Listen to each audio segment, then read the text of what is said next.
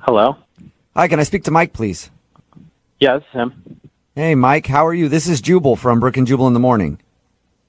What? From the radio show? Yeah. Mike, are you a listener to the show? I think I may have heard you for like a brief second, but then I turned the station real quick. I don't blame you. Awesome. You know? Okay. Most people. It's like my mom. Sweet. Thanks, Mike. Well, we actually got an email from somebody who listens to our show a lot more than you have. Yeah. Her name is Diana, and you recently went out on a date with her. And she wanted me to call you to find out why you're not calling her back. All right. That's pretty weird. Yeah. Yeah. It's a little strange, It's a Mike. segment we do on our show all the time called the Second Date Update. If you'd listened for more than 2 seconds, you would have known that, Mike. So Diana is confused why you're not calling her back. Because I didn't want to go out on a second date with her. Got Well, that. I mean, We've she, got that out of the way. But what we're wondering is there a certain reason? Did she do anything wrong, or did you just not feel a vibe? It was just, I don't know. It was just kind of like an uncomfortable date. I just didn't feel like we had any chemistry, and yeah. Really? Do you mind if I recap what she told us, and then you tell me if it's correct? Yeah, go for it. Okay, she said that you guys met at a bookstore, and then you went out for dinner. And when you were at dinner, everything was going great until like the middle of the date, and then you just kind of shut off and stopped talking to her. She said that? Yeah. I mean, she was the one that stopped talking. What do you So mean? She stopped talking to me. Really? That was not what her story was at all. According to her, you stopped talking, and the whole time she was like trying to get you to open up again, and you were on your phone, and then the date ended. I was there, and she's definitely the one that stopped talking to me. Like, I don't know, maybe it was something that I said that made her feel uncomfortable. I really don't know. What are you she said that you guys were just talking about bacon. And then things got weird. We were talking about bacon, but that wasn't the topic that made the date uncomfortable. That wasn't what started the bad vibes. Okay. So Okay, what was it? did? Yeah. Well, whenever I go out on dates, like I always like to ask, like interesting questions that, just kind of make you think, and also initiate like good conversation. Uh-huh. And I asked her, what is your greatest fear? And she said, bears. And right after she said bears, the entire vibe changed. The entire vibe. That's when things got really uncomfortable. She was very awkward after that. What? Very easily startled. It was What? Easily Super. startled? Like, just easily think- startled? Just thinking of bears made her frightful? yeah, I don't know what it was, but like even for example, like the waiter brought her food and from behind just kind of placed her food down in front of her, and she was startled. Like that startled her a lot. It was almost as if like a bear delivered the food. Wait, was she like previously attacked by a bear and she's having flashbacks all of a sudden? She didn't give me any information. It was just she said bear and then she completely checked out. Whoa. That was pretty much it. Oh my God, Mike, you're lying. What was that? Mike, that is Diana. Diana's on the phone right now? Yeah. Yes, I am. And what the hell are you even talking about? So you're denying that you didn't check out when I brought up your greatest fear and you said bear. So that didn't happen. No, that didn't happen at all. I was talking the entire time. And you checked out completely. Then how come whenever I brought up your biggest fear and you said bears, you were staring off into the distance, you weren't even looking at me, you weren't paying attention at all? It's like I didn't even feel like I was on a date anymore. Whoa. No, we were talking about bacon. And then all of a sudden you checked out and started looking at your phone and you didn't have any eye contact anymore. You checked out, dude. And we were talking about bacon. Oh, no. Who's telling the truth was it- here? I'm so confused. Is it the bears or the bacon? I don't know. Guys, I honestly don't know, but I feel like she needs to go see a therapist about this bear situation. I don't know why she's denying this right now, but I am 100% certain that she is terrified of bears or the word bear. I really don't know at this point. Diana, are you scared of bears? It's a word?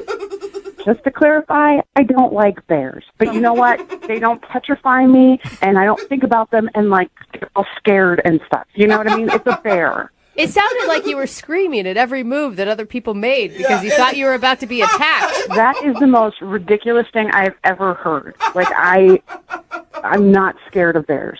All right. Well, I hate to ask an awkward question that might shut everything down. It sounds like that's what we have a problem with here. But, Mike, would you like to go out on a second date with Diana? We will pay for it.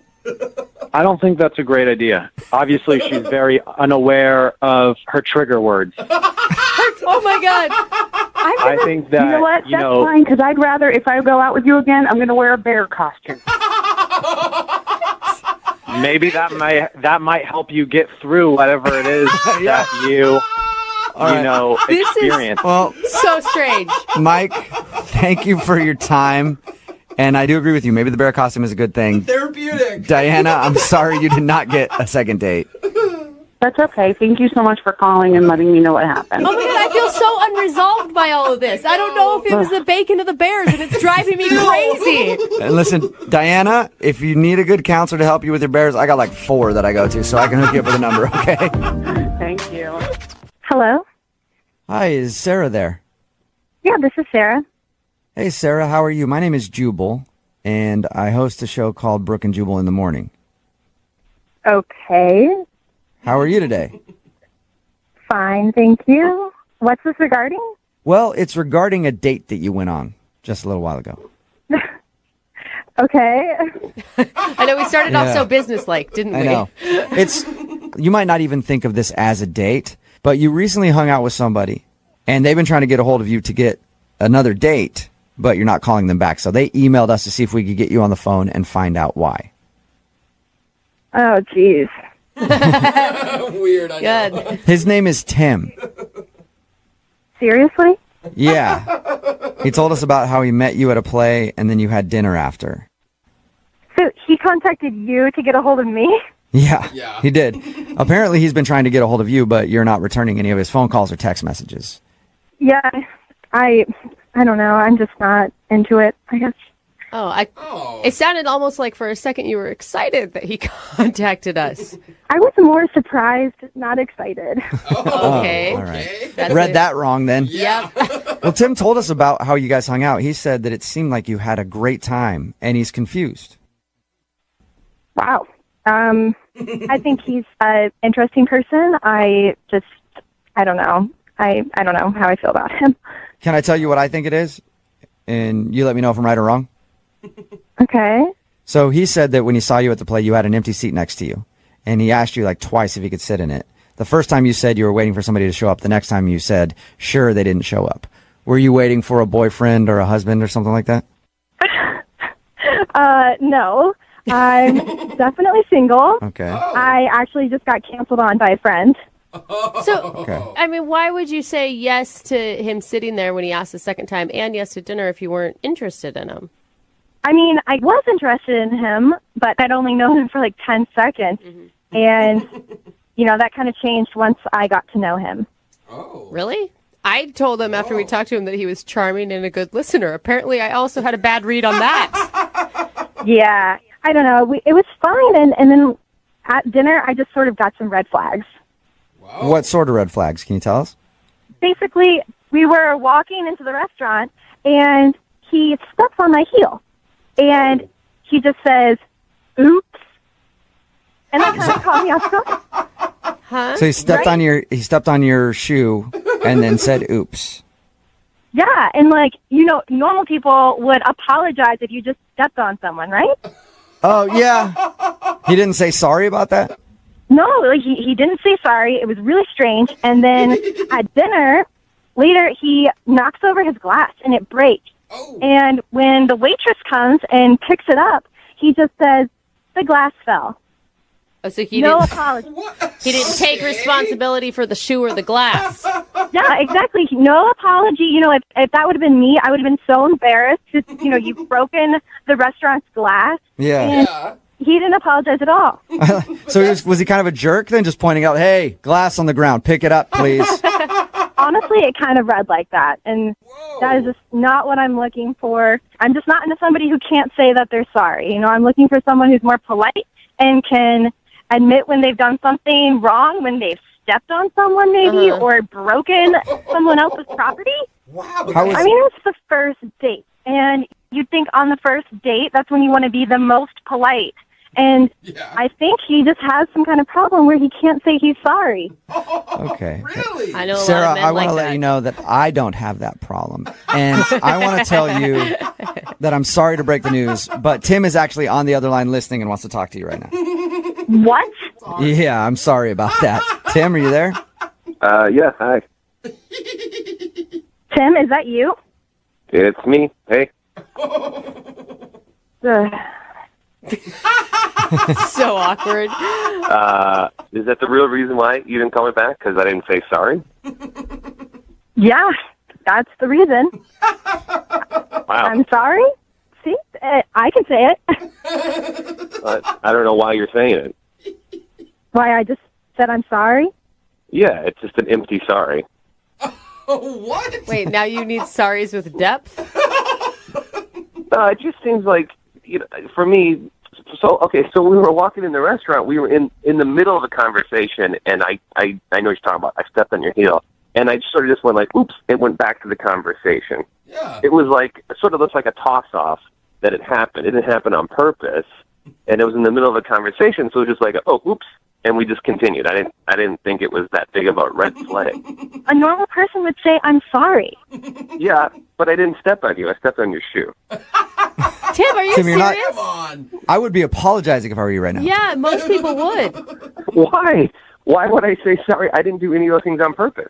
Okay, Wait, so sometimes wait- when you don't do things on purpose, you can still say sorry. Like if you accidentally stepped on a shoe. Yeah, but those are just those are just empty sorries because I didn't do it on purpose. It was an accident. So if you were like driving your car and you accidentally hit a pedestrian, you wouldn't apologize for that either because that wasn't on purpose. Oops. Well, whose fault was it? Seriously, are you serious right now? That's a good point. No, I'm just saying. Your foot stepped on my foot. Yeah, How could that be my fault? it's not your fault. It was an accident. It's no one's fault. It's an oops. I have never really dissected the word sorry like we're doing right now. No, it's just I grew up that if you're going to say sorry, it's meaningful and you should say sorry for something that you did, and then you realize it was wrong. Then you're like, you say I'm sorry for that. But when it's like just an accident, like if you bump into somebody, it's just like oops. It's not mean. It's not negative. It's just like oops, and then the life goes on. Yeah, but like everybody else grew up with common courtesy. So even if you aren't going to say sorry, you say excuse me or I didn't mean to do that. I just don't agree with that. Like if Sarah and I continued and we got into a relationship, and then later on something happens where I should say I'm sorry, and I say, "Hey, Sarah, I'm sorry," it would have such a huge meaning, and she would really know, like, wow, he's really sorry. Hey, I cheated on you, but I'm really sorry. And you know I don't throw that word around willy-nilly. No. Yeah, you shouldn't throw it. You're right. You shouldn't throw it around willy-nilly. That is so not what I expected your response to be to all this, Tim. Well, I'm not really sorry about it. Sorry, I'm not sorry. Sarah, Yeah. And you know what, guys, I'm not surprised. Okay, so are we done here? No, not yet, Sarah. We're almost done. But I do have to ask you if you would like to go on a second date with Tim. We will pay for it. You know what? Sorry, no. It's so immature. It's so immature to say that with that tone. Like, now you're ruining sorry. You've ruined the Well, I word. find it immature that you can't use your manners that a 6-year-old can use. So maybe practice that. Six-year-old will say sorry for sneezing. They'll say sorry for anything. Look, I am an adult. I am a grown man. I only say sorry when it counts and when it's needed. all right. I like that. Oh man. All right, well, sorry. All right, well, sorry. I can't even say sorry now without Yeah. thinking about You it. can't. I won't say sorry because it's not my fault. Tim, you didn't get a second date. Whatever. Hello, Hi, can I speak to Amanda, please? speaking. May I ask who's calling? This is Jubal from Brooke and Jubal in the Morning. How are you?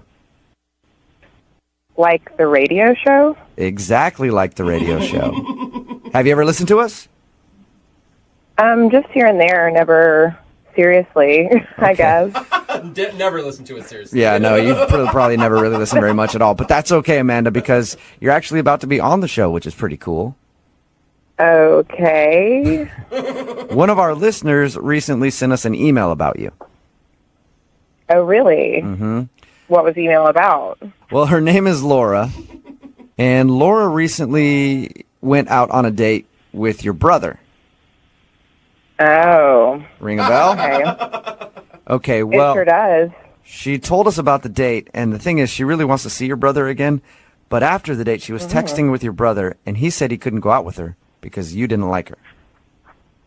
That's exactly right. Okay, What? so you That was don't, for so you real? don't like her. So that's why I'm calling you today. I'm calling you to find out what you didn't like about Laura on the date.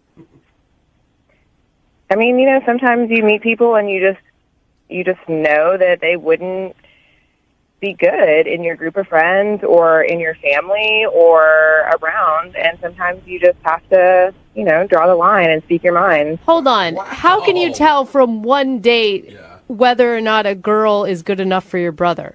Like, you spent 2 hours with her. You just know. There are signs. There are indicators. So we talked to her about the date, and she actually had nice things to say about you and thought you guys were getting along great until she got those texts from your brother saying you didn't like her. Well, first of all, of course she has nice things to say about me. Second of all, I mean, it wasn't like her actions per se, but it was more, you know, her choice of dress or the way she cursed or, you know, she just seemed it was a very trashy air, you know, I could just tell that she was a trashy person. And to me, it's okay. Like, I understand that people can't choose the circumstance which they're born into, right? I understand that. But this is a grown woman. I mean, come on. I mean, I don't want to hang out with someone when I'm worried about her boobs, like, falling out of her shirt or me seeing her butt. You know what I mean? So you don't like the way she dressed and you thought she was trashy? I didn't think she was trashy. I knew she was trashy. Oh, my God. You were being a straight-up bitch. Like, we talked to her, and she seemed like a lovely girl. Right, well, you didn't see her. You just talked to her. So if you'd been there, you would have felt the trashy vibes that I was getting. That is trashy so vibe. messed up, dude. Why are you so invested into your brother's love life? Because first dates can turn into marriages. It's the beginning of something. And we're a very close-knit family. So you're close with your brother and you don't want him dating gutter trash. Exactly. You're trying to be funny with me right now, but that's exactly how I feel. Oh, my gosh. That is Hey, you can't argue with honesty, and I Yes. appreciate you being honest with us, Amanda. Thank you. You're welcome. How do you think Laura would feel if she heard you say that about her, though? I don't think that I would care. Oh, I good. mean, maybe she would change her ways. Maybe she would make some self-improvement. I would hope. It's good that you wouldn't care, because Laura is actually on the other line listening. Yeah. Oh, my God. Hi. It's good to know how big of a bitch you are. Seriously. You were hiding it the first time we met. I was trying to be polite because I have manners and know how to act in public, unlike you. Well, at least don't judge people based off of what they're wearing. Honey, it was not only what you were wearing. It was what you were saying, how you carried yourself, and also not to mention the fact that you don't even have a real college degree. You have a trade degree. You have a certification. You're a dental assistant. And what are you planning to do with that? Are you planning to be a dentist? What the are you talking about? A dental assistant is a very respectable job, and I'm trying to better myself. You're such a f***ing bitch. Yeah. Hey, Get her. Laura, And how are you going to judge me? You work at a freaking call center. You're customer service. Your job isn't that great, Misty. But I have a college degree. Yeah, to answer f***ing phones. Good job using that education. I feel like me and you walking down the street, people would look at us and they would know that I am automatically better than you. And What? I don't want you in my family. You know what they would know? They would know that someone who came from nothing and is bettering themselves is doing a hell of a lot better than someone who has a 4-year degree and is working at a call center. To Amanda, do you honestly think that you're a better person? I'm sorry, if you called me, I'm just telling you what I know. Don't try and act like I'm this bad person because I don't want this in my life. Oh, my God. you know what? I feel you, Amanda. Great. All right. This is so bad. Amanda, I feel you. Like, I have to walk around every day knowing that people are lesser than me, and it's frustrating. Jubal, It really is. You're such an ass. And I feel you on that. Thank you very much for your time. I would like to see if actually you two would like to get together for a second date, maybe a hangout. I'll pay for it wherever you guys want to go, a happy hour or something. You think I want to go and hang out with a dental assistant, trashy? I have better things to do with my time. Well, That is Amanda, messed the way that you up. just described Laura sounds perfect for me. I mean, Oh my God. First of all, I'm so glad we called her because now I have no reason to ever be anywhere near that family again. No kidding. Terrible. And there's a good reason why her brother is her only friend. That's for sure. No, sweetie. I'll be fine. Thank you very much. I kind of want to go out with Amanda. Is that weird? Yes. Weird. Yes. Hello? Hi, is this Paige? Yes. Who's this? Hey, Paige, this is Jubal from Brooke and Jubal in the morning. Get out. Hey, Paige. I don't want to get out right now. I want to talk to you more. I don't think she meant literally. What are you doing? Standing in Good question. front of a microphone talking to you on the phone right now? What are you doing? I'm surprised that you guys are calling me. What's up? Not much. Paige, you sound so cool. I want to hang out with you already. You're just chill. I am cool. Yeah. Thank you. We'd have fun. You sound cool, and the dude that went on a date with you and wants to call you for a second date thought you were cool too. Oh, that's why you're calling me. Okay. Do you know who would want to do a second date update with you? Not really, no. I think this one would be confusing because I wouldn't even consider your first hangout an actual date. Okay. His name is Ryan. You remember meeting a dude named Ryan at a party? Oh. He said that he met you at this party and he's been texting you to hang out, but you have not gotten back to him. That's true. Why is that true? Is there a particular reason that you don't like Ryan? Don't like is a harsh way of saying it. I just didn't feel the need to talk to him again. He has, I mean, we've kind of worked out a theory on why you're not calling him back. Why do you think? Because he led you to a room where there was a bunch of people doing stuff with each other. Oh my God! he told you that? Yeah. How many people was it in there? Oh, Jubal. Just curious. It was, more than a few. Oh, cool. All right. Oh my God! So- What did you think when you opened that door and saw that? I was surprised. I would Yeah, assume so. it's usually surprising when you open a door and something like that's going on. Pleasant surprise or a bad surprise? That's the question, I guess. I was pleasant surprised. Oh, what? Huh? You were into it? Hold on. Yeah, I thought it was kind of bold of him to do something like that. Kind of taking me to this room seemed like, oh my God, this guy is kind of on another level, kind of cool. I liked it, and so Whoa. that was game. You were game? you were down to hang out in that room. Well, I was until first he kind of pulled me a little bit, and I kind of held, I stood kind of strong, trying to let him know it was cool. But then he kind of pulled me a little harder, and he shut the door, and I thought, what's that about? Oh, my. Oh, so you were actually disappointed that you guys left the room. Yeah, it was kind of exciting, Whoa. Okay, and why didn't you tell him that? Well, I kind of wanted to see his reaction, too, but then he just seemed to turn into a big prude. Oh. Turned into a big This is not the direction we thought Yeah. this was going to go. No, Ryan No. actually thought that maybe you thought he took you to that room on purpose and it turned you off. But apparently it did the opposite. Why would it turn me off? Well, because you gave him. know. I mean, it's a shock.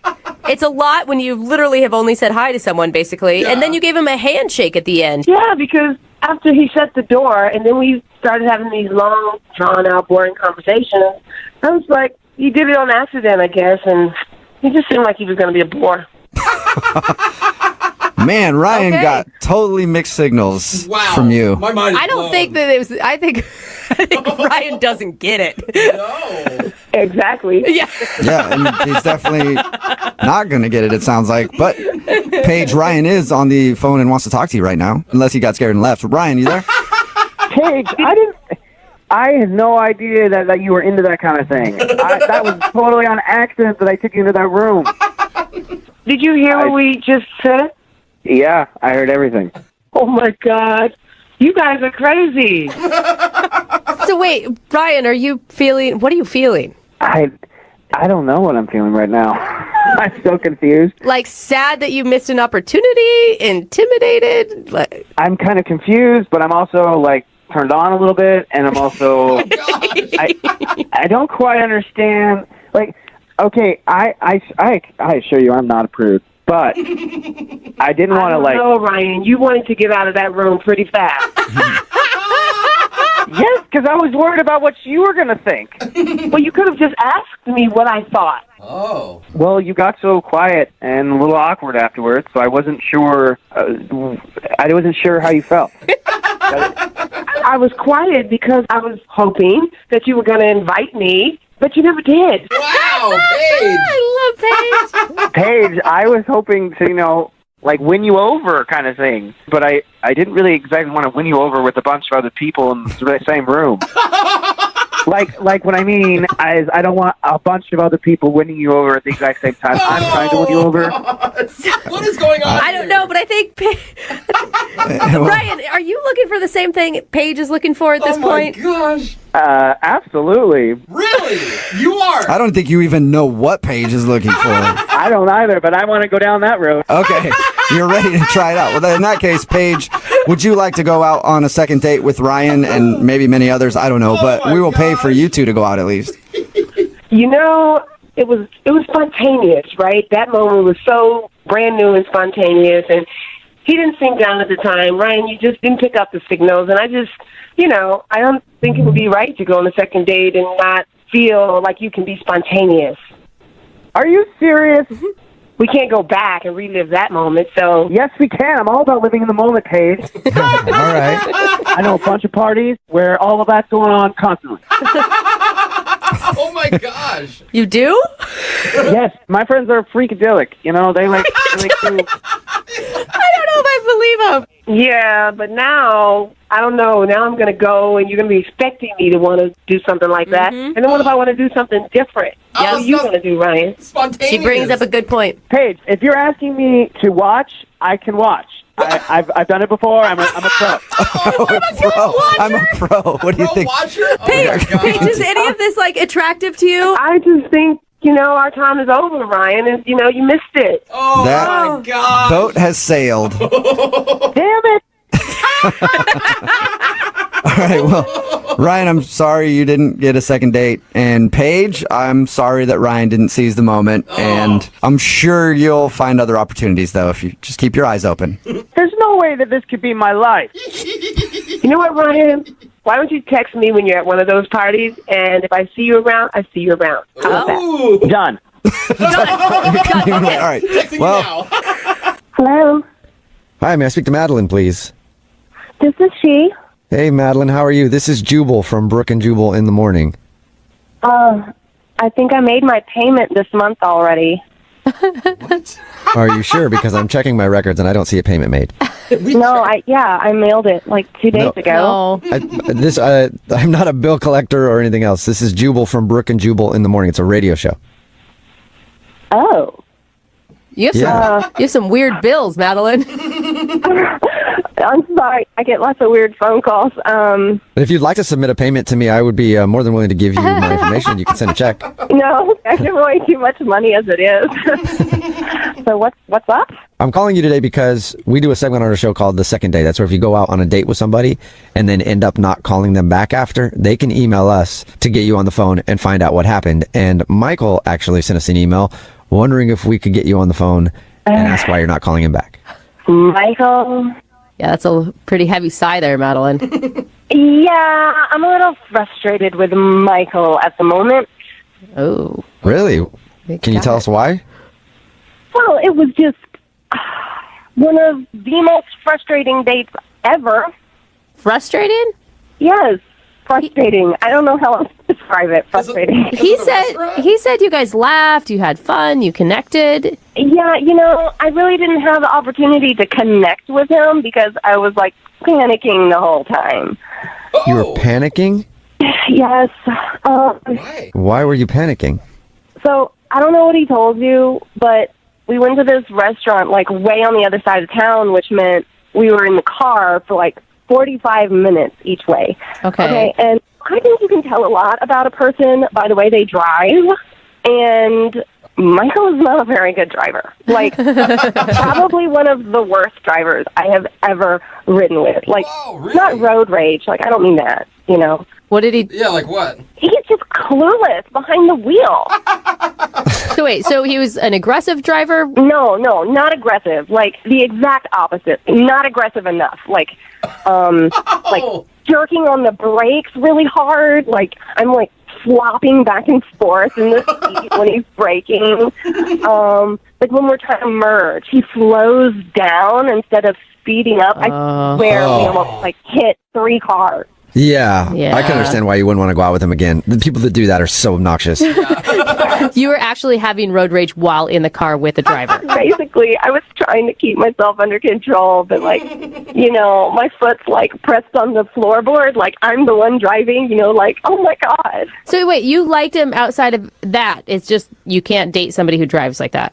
I mean, I liked him when I first kind of met him. We were all kind of hanging out with some friends, but I didn't really get a chance to talk to him. And so on our date, I was so preoccupied, like anxious about getting back in the car with him for another 45 minutes after the meal was over. I couldn't think about anything else, you know? And then, like, I don't know, the restaurant guy sat down at the table and was talking. So, I mean, I have no idea if I like him or not anymore. I'm just, like, so terrified of him driving. I mean, it makes sense. If you're going to date somebody, you're going to be in the car with them a lot. No, I mean, it doesn't I guess make you could drive all the time. I don't think it makes sense. It doesn't, like, you really think it reflects who he is as a person. I don't know. If he's that, like, clueless and unaware, what does that mean about the other areas of his life that are not as important as, you know? Judgmental. Good question, Madeline. And we should just ask him because he's actually on the other line listening to this conversation and wants to talk to you. Michael, are you still there? Yeah, still here. See? Oh, my God. I mean, I'm genuinely sorry that you were scared, but I don't get how. I mean, I was going slow. I was, you know, checking all my blind spots. I was cautious. Yeah, that was the problem, Michael. We're going 30 miles an hour on the highway. Whoa! Well, what you're not thinking about is I'm also trying to impress you at the same time. Like, my mind is on the road, on my phone, and trying to get to know you. It's a lot of multitasking. Michael, I don't know what to tell you, okay? I mean, you're how old? You're supposed to be able to handle these things, like have a basic conversation and, you know, drive safely. I was driving safely. I was going slow because I didn't want to freak you out. I'm shocked. The irony. Have you ever been told that you're a bad driver before, Michael? No, but, I mean, usually I'm driving by myself because, I mean, having a lot of people, it gets pretty distracting. Barely. It sounds like you get distracted easily. I mean, yeah, I guess so, but, like, we were driving on new streets, and there was a lot going on that night. But I was nervous about the restaurant, too. Like, I think you're holding a lot of things against me that were just a one-time situational thing. Michael, listen. Don't you remember we got to the restaurant, and I'm like, okay, GPS says we're here. I'm, like, pointing it out.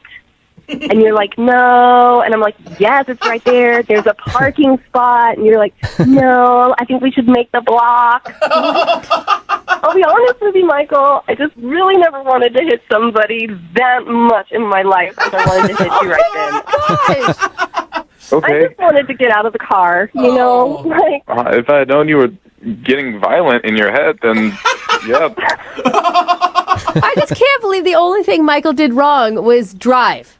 Yeah, but... Look, I was in the car with him, not you. And when you're in the car for an hour and a half round trip with somebody who's that bad of a driver, you might consider taking your own life, too, okay? Oh, my God! For food poisoning at that restaurant. I feel you on that one, Madeline. Okay, that's pretty overly dramatic, in my opinion.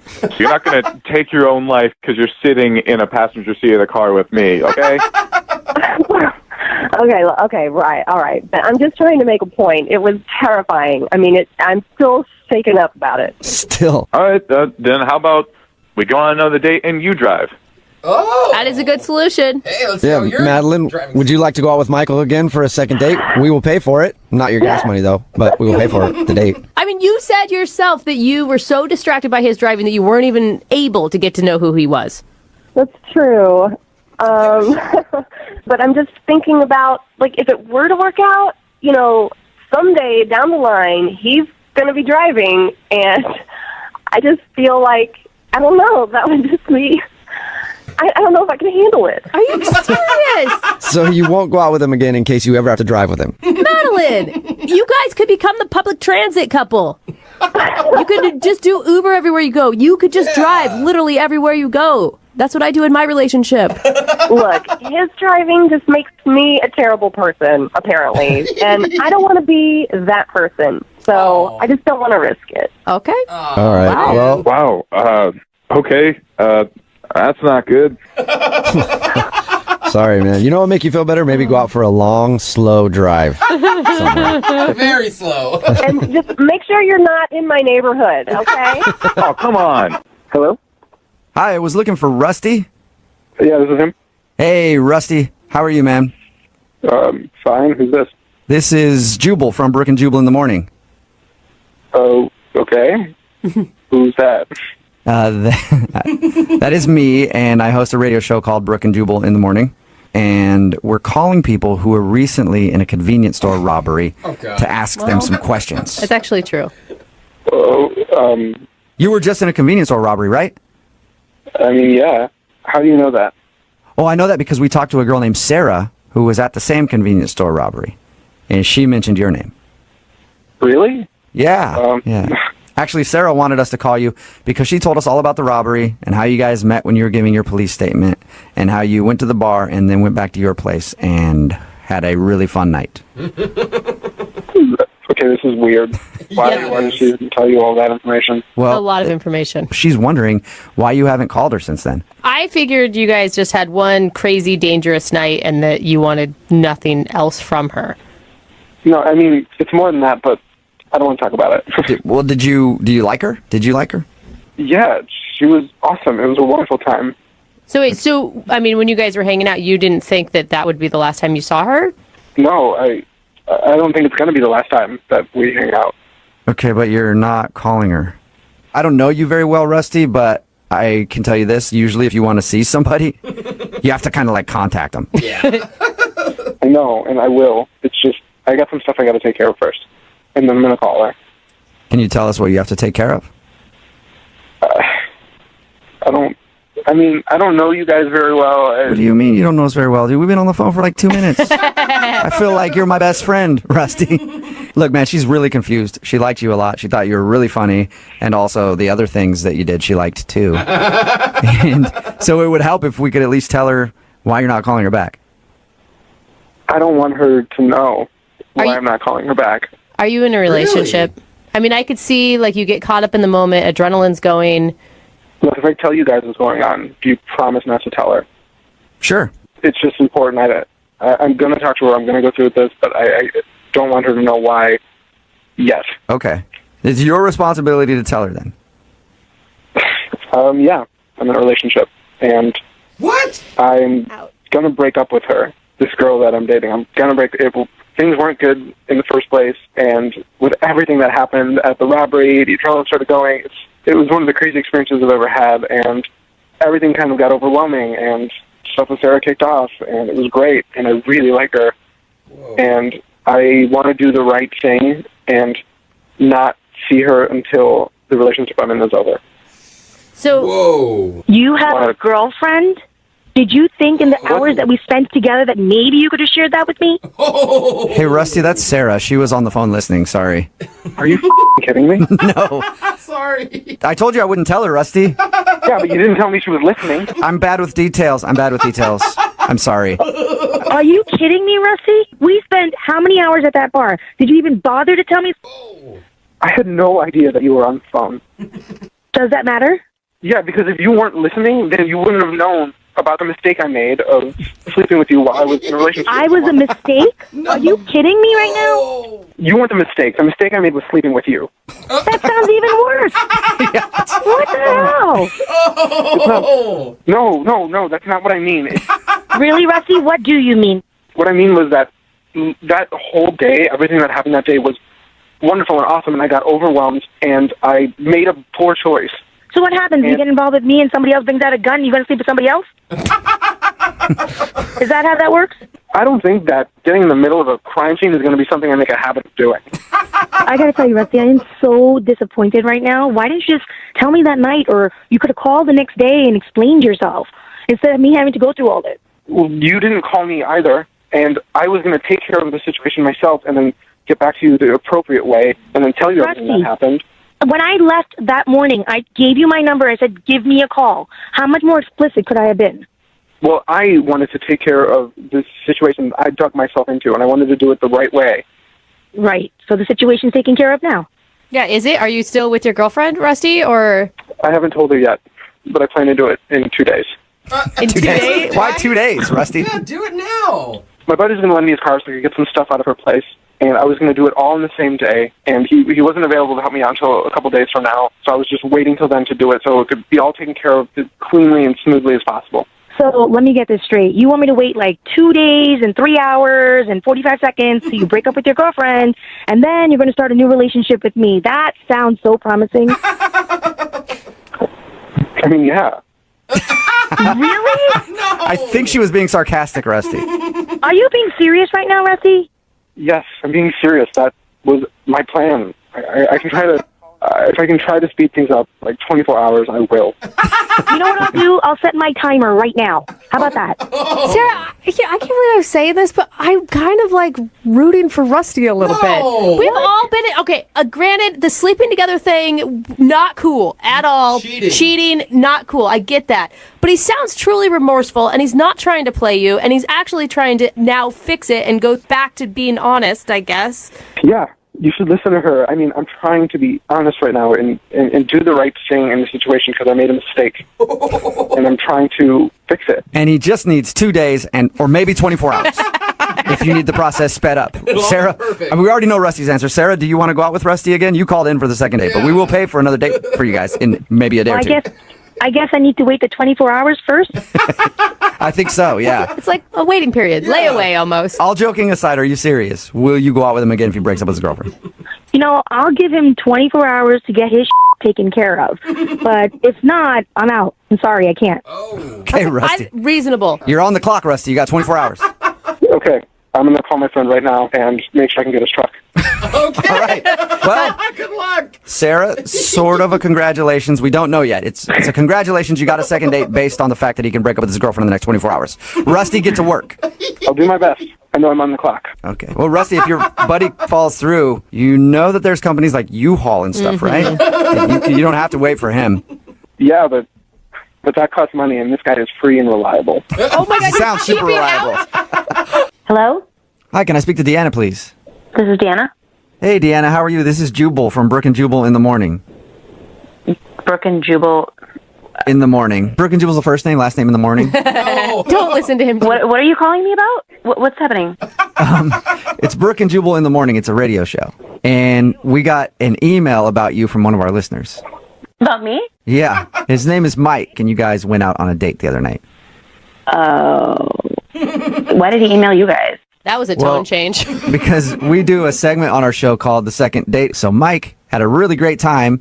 He says he thought you had a good time too, but now you're not calling him back. So Well, that's interesting. That's interesting. You don't think that he had a good time? You could say that, yeah. His description of the date is like picture perfect almost. Like you guys were laughing, you're high-fiving, you gave hugs. Oh, that's true. I thought we had a really good time. I had fun, but apparently he didn't have, good enough time. Why do you say that? I mean, how much do you guys know? Well, we know that you guys went to a bar and then played a game where you would guess people's occupations and stuff. Uh-huh. Then went and talked to people and found out if you were right. Yeah. That's pretty much all he told us. Was it the poor joke? He told us about the poor joke, how he tried to make fun of somebody and it didn't really work very well. No. The whole thing was us judging people. That was fine. Okay, so you're into that. All right. Yeah, I mean, I was even joking about somebody saying that they were probably a professional, like, hamburger eater or something. So, we were just joking. It was all in good fun. It was fine. Okay, so if that didn't bother you, then why don't you think he had a good time? Okay, so did he tell you, like, we made some friends? He told us that you guys talked to a lot of people, yeah. Yeah. There was this one group in particular that like we kind of ended the evening with. We were sitting at the table and like, you know, having drinks and having laughs and like we got along really well. Okay. All that sounds good. Like you haven't told me anything that sounds bad yet. So the point is, I had to work in the morning. He had to work in the morning. So it was time to go. You know, we give each other a hug. We say, you know, had a great time. Like to see each other again. And at this point, you think that you guys are going to go out again? I thought so, yeah. So we say goodbye. And I get home, and one of the girls from the table sent me a friend request on Facebook. So, you know, I accepted her friend request. And, like, I had not been home that long. And she sent me a message on Facebook saying that she's like, I don't know if you know, but this guy that you were in with is back at the bar. And he was like, she told me, she's there like in real time, like telling me like what's going on with this guy, that he's like at the bar, like flirting with other girls.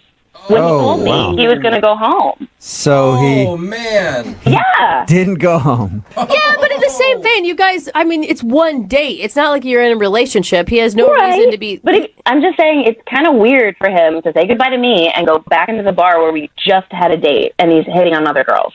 Yeah. I mean, I guess I could see that. I'm still on the fence. Is that weird? I would say that's weird. Like, he said he was going home. He lied. Obviously, he's not that into me. And I'm just not into that. Okay, well, he said that he was into you.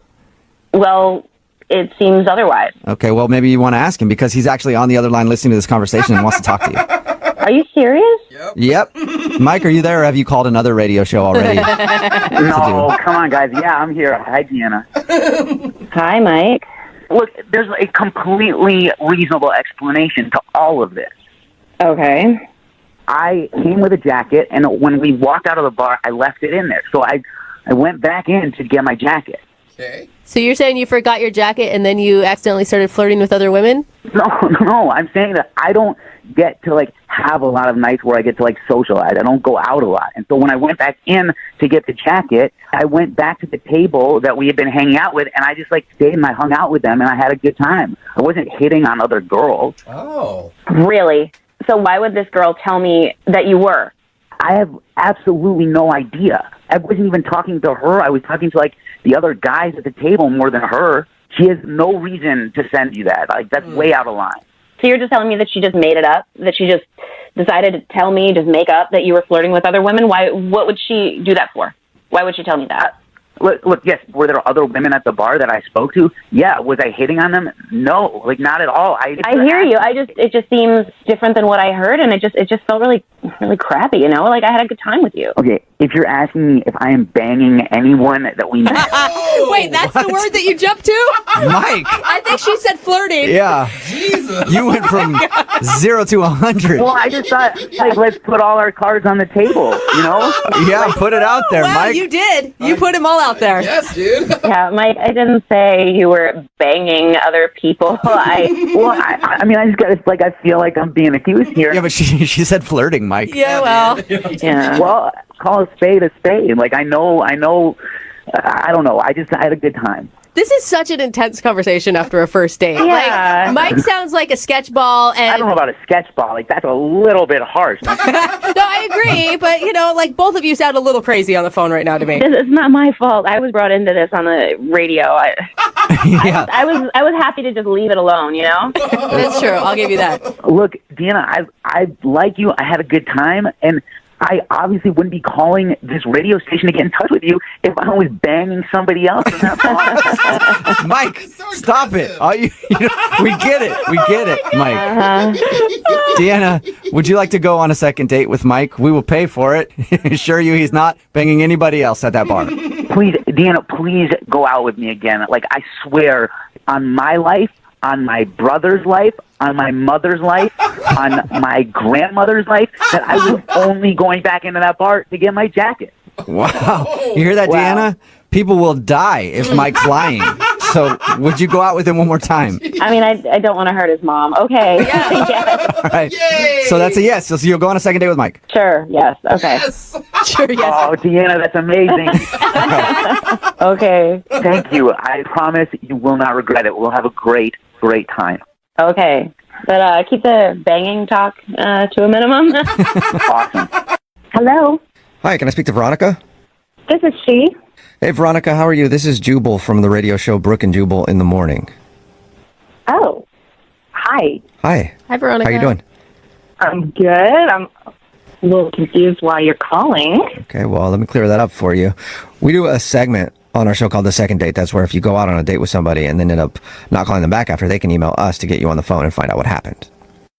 Okay. Okay, and we got an email from a guy named Michael. Michael. Mm-hmm. And he told us all about your date. Very memorable. The cat guy? Yep. He told us about your date. He said that he brought along his cats, and it was unfortunate because one of them got sick and just it made the whole thing kind of disgusting. And he also said that you're not getting back to him, and he would love to see you again. So we're on the phone asking you if it was the cats that ruined your date. I mean, the cat thing was strange. I don't know what to tell you guys. I don't know how much you know. I'll tell you what he told us. He said that it was like a blind date, and he heard that you liked cats, so he thought he would bring along 4 of his cats. And then on the way there, one of them got sick, and you guys went to dinner, and then came out to the car, and the car stunk really badly, so you decided to just leave in an Uber. Oh, you know more than I thought you might. Yeah, I mean, normally people probably wouldn't own up to taking their cats along on a first date, but he did, so... Very honest. Yeah, he told us pretty much everything. Honestly, we told him, like, we thought it, I mean, I thought it was shocking that you even made it to dinner. You know, I thought it was a sweet gesture. Yeah. I mean, it's a first date. It was a blind date, so it's not like I'm going to show up to this random guy's apartment. And, you know, he obviously wanted to share a part of who he was. And he's part cat. So what was your first thought when you got into the car and there was 4 cats in there? Well, I mean, I can't say I wasn't a little bit surprised. I mean, it's not every day you get into a cat car. Yeah. I mean, I got to be honest, they were pretty well behaved at first. I mean, the puking thing, that was definitely uncomfortable. Yeah. You know, I mean, I don't really know what to say. I don't want to sound mean. He's just a different kind of guy. Right. He's half man, half cat. Yeah. Of course he's going to be a little different. Yeah, you have no idea. It didn't really stop with him just bringing his cats alone. Oh, no. For starters, he was super excited to play his ringtone for me, which was the theme song to Disney's Aristocat. It is a catchy tune, though. That's cute. Everybody wants to be a cat. That's the one. Oh, okay, so he has that as his ringtone. Makes sense. Fitting. Makes sense. Yeah. Talking about him, for sure. It was just a little awkward sitting in the restaurant with him playing the song and singing along at volume. It was embarrassing, to say the least. I feel like that's got to be the least shocking thing, though. I mean, if a guy shows up with 4 random cats in his car, you're going to expect him to be really into cats. Yeah. Well, yes, he's into cats. He's super into his cats in particular. But things got worse over dinner. He started, like, trying to groom himself like a cat. Shut up. No. Was Like he joking? how? Like, As a joke?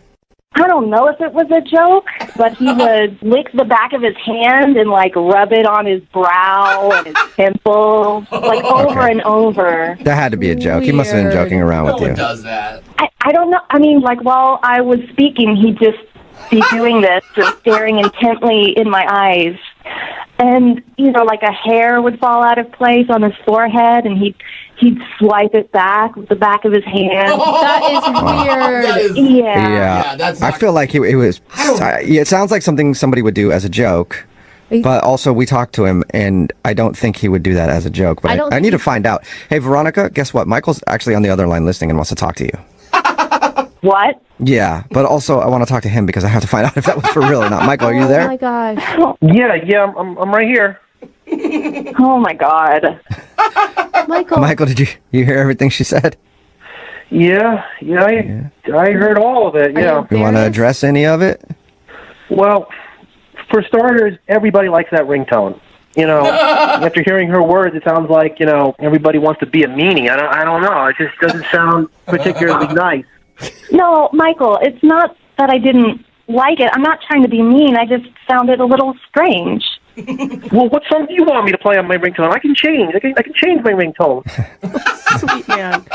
Michael, calm down. I don't want you to change, okay? I think it's great that you're your own person. I don't think anybody should change for anybody. Right. Well, the only reason I'm showing you all this stuff is because people told me that you like cats, so I figured you like cats. I bring the cats along. I have my cat ringtone. I mean, I thought you were a cat person. I mean, I do like cats. I just got to be 100% honest, Michael. When I picture myself going out with someone, I just don't picture that person having 4 cats. Well, you're happy to know that I don't have 4 cats. I have 6 cats. I only brought 4 of them with me because the other 2 don't like traveling in the car. Yeah, I don't think that's what you wanted to hear. That is beyond liking. That's obsession. You were obsessed with cats, Michael. Well, I mean, I knew a lady that had 20 cats. I mean, I've got 6, so I don't feel as though I'm that obsessed at all. I feel as though I'm kind of pet friendly. Okay, well, what about cleaning yourself like a cat? Yeah, Michael, that part was kind of odd. Yeah. You're the only one in the restaurant licking your hands and stroking your hair and your head. So gross. I'm sorry. I mean, honestly, I didn't even know that I did that. I mean, I'm around my cats so much, I just kind of pick up their habits after a while. Okay, so you don't realize that you're doing it. I mean, did I do it a lot? I mean, how many times did I do it? I know I did it. I lost count, Michael. It was just a steady stream of just hand licking and rubbing. Oh. Well, it was getting awfully hot in that restaurant, so I mean, I had to cool myself down somehow. Yeah, exactly. Cats get hot too. Oh, man. Michael, I just wasn't comfortable with it, and I got to be honest, I think most women would probably think the grooming thing was too much. Yeah. Well, I mean, I'm sorry if you didn't like it. I mean, my cats mean a lot to me, and they're a part of me, and I'm a part of them, and I thought you liked cats, and I apologize. Well, Veronica, would you like to go out with Michael again on a second date? We will pay for it. You still haven't met Blinky and Perfect. I mean, you haven't met them yet. You might change your mind. They always are at the house. Yeah, maybe if you meet the other cats, it might be better. I really appreciate it, but I'm just going to have to say no on this one. I just don't think I'm the best match for you. You're a dog person, aren't you? Oh, my gosh. That was Maybe said like that's an insult. That was an insult, wasn't it, Michael? He's mad. I'm sorry I lashed out like that. I didn't mean to, insult you. And whenever people come at me, my claws come out. Okay, there it goes again. He's not declawed. Michael, The life of a cat. I think you need to maybe, there might be some kind of cat dating website out there for you, where you can find someone who's just as into cats as you are. No, I went on those websites. Those people are weird. All right, well, good luck to you then, man. Hello? Hi, may I speak to Aaron, please? This is she. I'm doing a survey on this dude named Mike that I know, and anybody who's been out on a date with him. Have you been out on a date with a guy named Mike recently? Sorry, wait, I'm confused. Are you being serious? Kind of joking. Sort of. Really. We do a segment on our show called The Second Date. That's where if you go out on a date with somebody and then don't call them back after, that person can email us to get you on the phone to try to figure out what happened. So Mike emailed us about your date. Oh, okay. I get it now. Do you mind talking to us for a minute about your date with Mike? Sure, that's fine. Okay. So he told us how you met, like some 7-legged bar crawl thing, and then he says that you went out on a double date with him and his roommate, but now you're not getting back to him. He said he really liked you and he can't figure out why. Is there a reason? I don't know. I feel like the whole situation with him, it's just, I really don't think it's going to work out between us, so. What situation? I mean, he didn't mention that he was in any sort of situation. I mean, just kind of what happened that night. It just got kind of weird, but. The only thing that he told us that was weird was his roommate started making out with her date and wouldn't stop, and he thought that was awkward. Oh, he didn't tell you about the situation with him and his roommate? No. Mm-mm. Well, okay, so basically at one point I was talking to his roommate alone, and she was telling me that occasionally when she and Mike get bored, they'll hook up. Oh. Maybe once or twice a month or something like that. Wait a minute, what? They're sleeping together? Just casually? Yeah. Yep. So, I kind of tried to play it cool, at the time, but I'm really, not cool with that at all. It's not what I'm looking for. Wait, you don't want to date a guy who hooks up with his roommate from time to time? No, and especially not someone he, lives with. Anyway, so I just kind of, the rest of the date, I was kind of okay, just going to try to sit here and let the time pass and then get home. And there's no way, she wasn't joking, right? There's no way it could have been a joke or something? No, I think she was being very sincere. Oh, wow. Oh, my God. Just from what I could tell. Yeah. And she was like, it's not a big deal. It's totally fine. I just want to let you know. Like, how is that not a big deal? Well, Yeah, no. you would think that would be a big deal. I think what's happening is the roommate likes Mike, and she was trying to sabotage your date with him. well, either way, even if she's not the one who has feelings, then they're sleeping together and they live together. So it's kind of like, I don't really want to get in between that. No. I mean, he probably wants you to get in between it. That's probably what he's really hoping for. He might be, but... What if she's making it up, though? She's not making it up. You don't make up something like that. I don't know. You're roommates, dude. That is... Who is going to date Mike when he's sleeping with his roommate? No one. Yeah, anyway, I'm kind of surprised you didn't mention that, but... Yeah. Well, that answers our question. Definitely does. Pretty cut and dry there. Yeah, so, after that, I didn't really want to go out with him again or see him again. Yeah. Well, the good news is you don't have to see him again, but I do want to see if you'll talk to him again because he's on the other line listening and wants to talk to you. What? Are you serious? Yes, I am. Mike is on the phone? Yeah, Mike, you still there? Oh, my God. Are you Yeah. Hey, I heard all of that. I mean, what's the big deal? What's the big deal? Are you serious? It's not a big deal. I mean, we're not exclusive. Oh, my gosh. I mean, I don't really care if you're not exclusive, but you're, like, the girl you live with. Like, your roommate. It's only once in a blue moon, and it's purely physical. You know what I mean? So, we're not exclusive, and I don't know why this is a big deal. For real. You don't know why that's an issue. You're sleeping with somebody that you live with. No, I mean, are you trying to pressure me to be your boyfriend? Is that what you want? Oh, my God. All women always trying to, ruin your life right away. No. I mean, it seems like you're trying to pressure me to not see other ladies. No, you can go ahead and see other ladies. I'm looking for someone who doesn't have your situation going on. Yeah. I mean, Mike, think about it. How could she ever trust you if you guys did start a relationship? Yeah. I mean, my roommates are cool with it. I don't see how you wouldn't be cool with it. Well, it's just what if you're just sitting around and we're starting to get serious, but one day, what if I'm out of town and you just get really bored and you hook up with her and what then? It just ends. Well, if that did happen, I'd tell you. I'd be honest. Yeah, if we were dating and I slept with my roommate, I'd at least let you know. That's very nice. That is nice of you, Mike. I appreciate the honesty, but that's still just not really what I'm going for. Think about it this way, Mike. If I asked you to come over to my apartment and then I told you, oh, hey, I'm having sex with my male roommate over here, would you be, super cool with that? What would you think of that? I mean, I just want you to call me and after you've showered. Dang, wow, man. That is... I mean, I'm just saying, we should be allowed to date other people. Why do you care who I date? We're not exclusive. Did we sit down and have a conversation and say, hey, I'm your boyfriend, you're my girlfriend? That we did not have that conversation. Obviously, we haven't had that kind of conversation. And it's different, too, when the person that you're, seeing just lives is 10 feet away from you all the time. I mean, that just makes it even weirder. I can't... It's just not something I'm into. Mike, why aren't you just dating your roommate? No, I'm not into her like that. I mean, that's just weird. Oh, yeah, it's weird to date someone that you're sleeping with casually who happens to live with you, too. It's odd. I'm with you there on that one, Mike. I mean, honestly, have none of you guys hooked up with any of your friends because you've been bored? Yeah, but it wasn't multiple times a month and you didn't live with them. I mean, I highly recommend it because it's pretty fun and it's pretty convenient. Very convenient, too. So hear that, Aaron? It's convenient. Yeah. Oh, yeah, I'm sure it is. Wow. Well... I mean, keep it on, Mike, but I don't think I'm going to have any part of that. Well, hold on, Aaron. Before you get to that, let me just ask you, would you like to go on a second date with Mike? We will pay for it. No, I'm sorry, no. Shocking. Oh, man. Aaron, how about this? How about you come over one night with my roommate? We can all, have dinner and talk this over. Uh-huh. Sounds like something Yeah, else. it sounds like you got something else planned, Mike. Yeah. Have some drinks. I think, Mike, you guys just have different boundaries, right? Yeah. I think so. Yours are a little bit more open than hers. A lot more open. I mean, she's definitely open to come over whenever she wants. Oh, okay, Aaron. Well, I'm sorry, you turned down the date, but you got an open invite over to Mike's place whenever you want it. That's kind of nice, right? Thank you. All right, well, appreciate you telling us why you didn't call him back. And Mike, maybe be more upfront about that with other dates that you go on, and you might find a girl that's right for you. Or don't say it at all. Or just, again, start dating the roommate. Ew, I would never date her. She's like my sister. Oh, all right, it's getting worse. Getting even worse for you, Mike. Take care. Hello? Hi, is this Madeline? Yes? Hey, Madeline, how are you? This is Jubal from the radio show Brooke and Jubal in the Morning.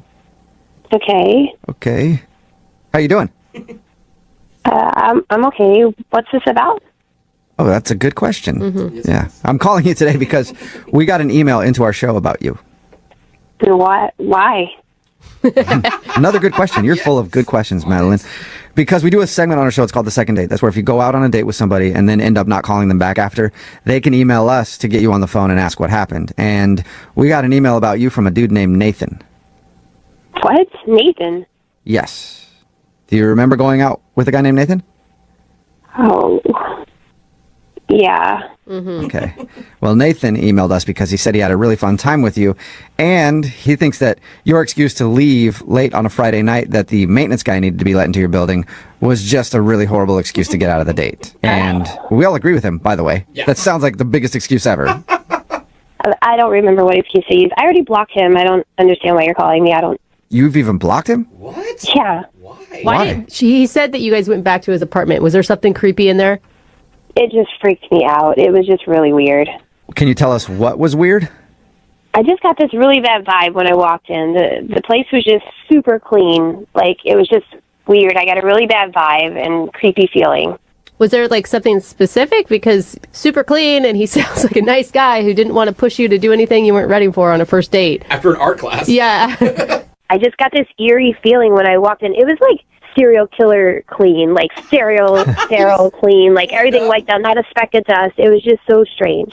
No guy's apartment's that clean. It's just, So you're saying his place was too clean and it creeped you out? yeah. That's it? He had a clean place and that's why... No, you got to understand, though, it wasn't just clean. Like, it was like a team of people came and wiped this place clean of fingerprints. It was just weird. And you know, when you just get that feeling inside, it's like something bad happened here. What? I need to go. It made you think what? Do you think he's a serial killer or something? No, I don't know, but I'm just saying it was way too clean. And something's wrong with that. Maybe he's just, one of those OCD types that really like a clean house. Or maybe he read the decluttering book that everybody reads. And it's not that clean unless you just moved in and took the plastic off of everything. There was nothing out of place. It's like a museum. I think he sounds dreamy. Can he move into my house and improve some things that I've got going on? Go for it. That's on you. Be my guest. I don't want to be anywhere near him. What about on the phone with him? No, I don't even want to talk to him. Oh, that's a shame. Because he's actually on the other line listening right now and wants to talk to you. You're kidding. No, I'm not. Unless he hung up. Nathan, are you still there? I'm here. Oh, my God. Oh, my God. Hi, Madeline. Hi, Nathan. I guess you heard all that. Yeah. I don't see a problem with my apartment being so clean. It might not be a problem. It's unusual, and I'm just not used to that, and so, yeah. Madeline, you're being really nonchalant when you were basically just accusing the guy of scrubbing his house because there was maybe dead bodies earlier in the evening. She didn't know he was on the phone. Wait, but that's what it sounded like. Like you're getting rid of all fingerprints. Nathan, have you killed anyone in your apartment? I have not. I'm sorry, I just got a weird vibe when I came in, and, Madeline, why would you want to be dirty? Why would you want that? What? I don't. I'm just saying your place is, like, so clean. It's just freaky. I mean, I have had people comment on how clean it is, but I don't like dirty things. Dirty things really upset me. Whoa. Okay, so now I'm starting to get a little bit on Madeline's side now, Nathan. That was kind of creepy. See? I'm not crazy. I don't think he meant it like that, you guys. Did you mean it in the way that it sounded? Because it sounded super creepy the way you said that, Yeah, Nathan. he said upsets you instead of a noise. No, I didn't mean to be creepy. You guys, give this guy, Madeline, I feel like you're missing out on possibly a really good guy because you're making a lot of implications on just a clean house. I can clean my own house. Seriously. Why?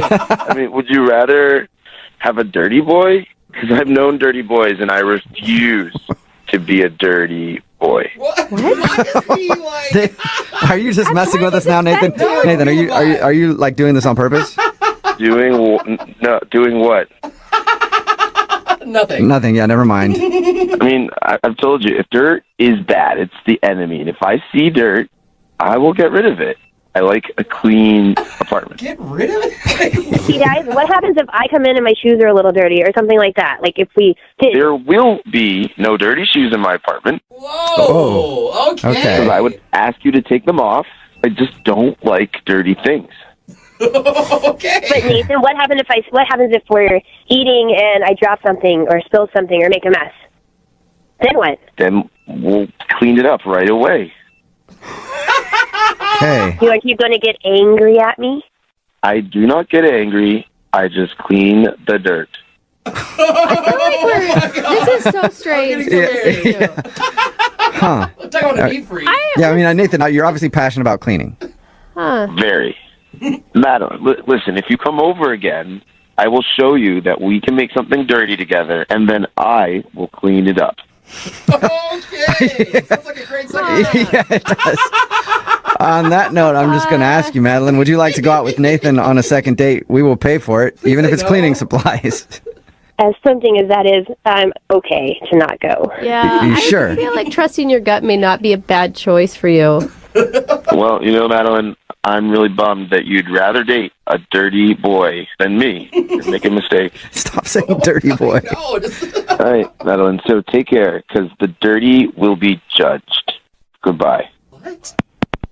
Okay, I think you need to do more than just block him. Madeline, are you still there? I'm a little freaked out and scared. I got rid of him with the blocking, and here you guys opened that back up like freaking Pandora's box. He doesn't know anything about you other than your phone numbers and stuff, right? Yeah, he doesn't know anything. He probably doesn't even know my last name. I blocked him on everything. Okay, good. All right. Yeah, you are safe. And I feel sorry for all the dirty boys out there right now because Nathan sounds like he might be fired up to do some cleaning tonight. I hope not. Hello? Hi, may I speak to Taylor, please? Yeah, this is her. Hey, Taylor, how are you? This is Jubal from Brooke and Jubal in the morning. I'm good. Good. Are you familiar with the radio show? I mean, I've heard of it. Cool. Have you ever heard us do something called a second date? No. You haven't? Okay. Well, I'll tell you what it is. Good. It's where if you go out on a date with somebody, right, and then end up not calling them after, they email us to see if we can get you on the phone and find out what went wrong. So you recently met a dude, and now you're not calling him back, and he asked us for help. Oh. Wow.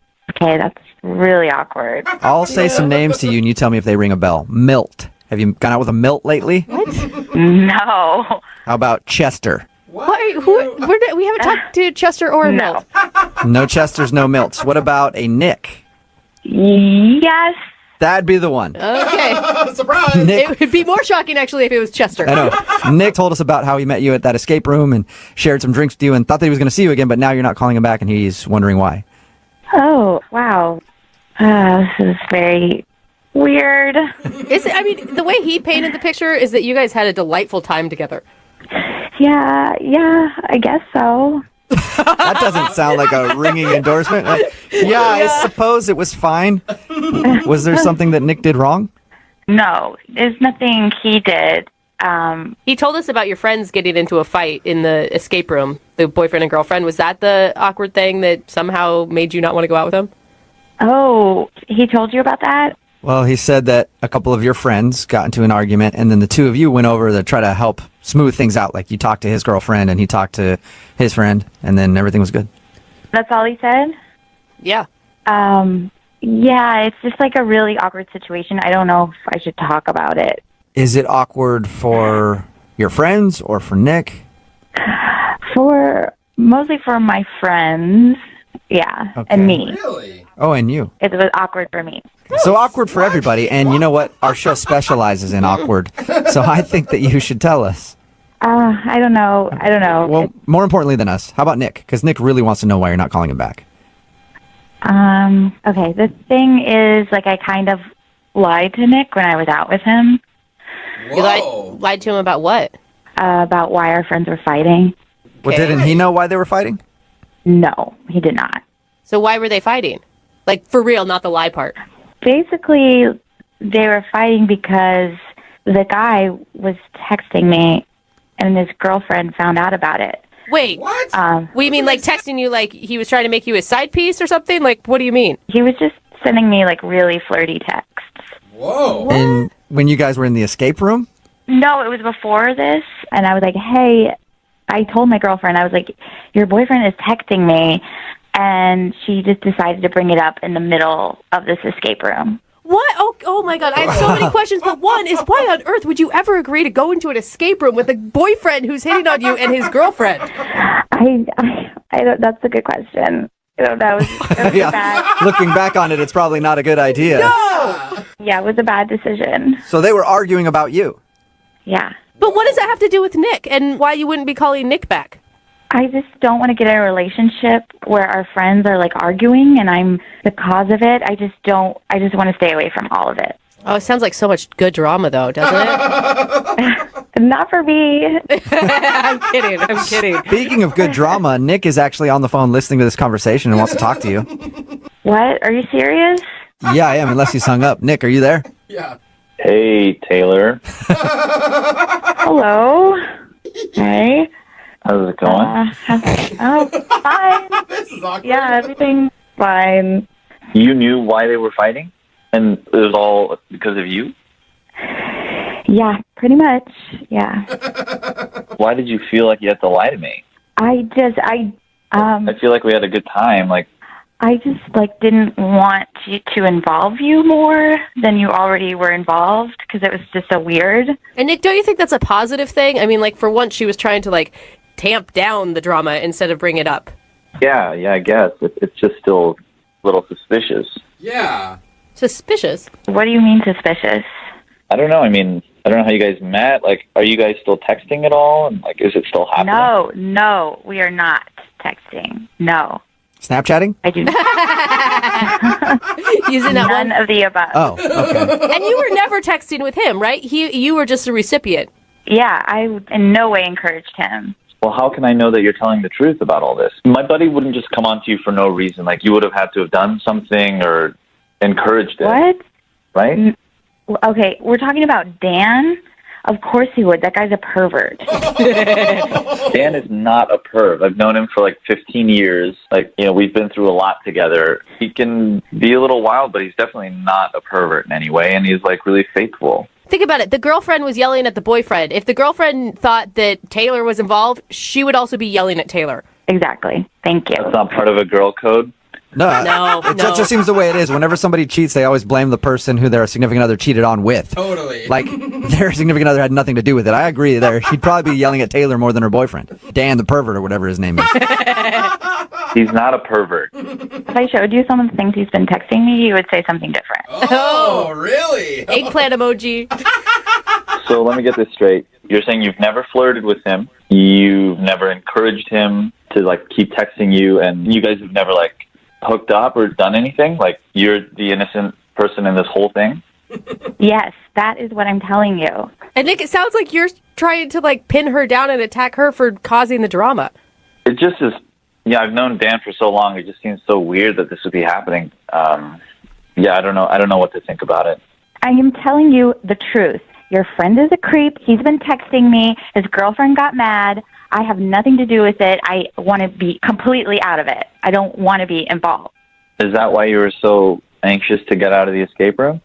Yes, I did not want to be around them. It was a mistake that I went there. Not a total mistake, right? Oh, there we go. The tune is changing. All right, Nick's still in. Hey, Taylor, would you like to go on a second date with Nick? We will pay for it.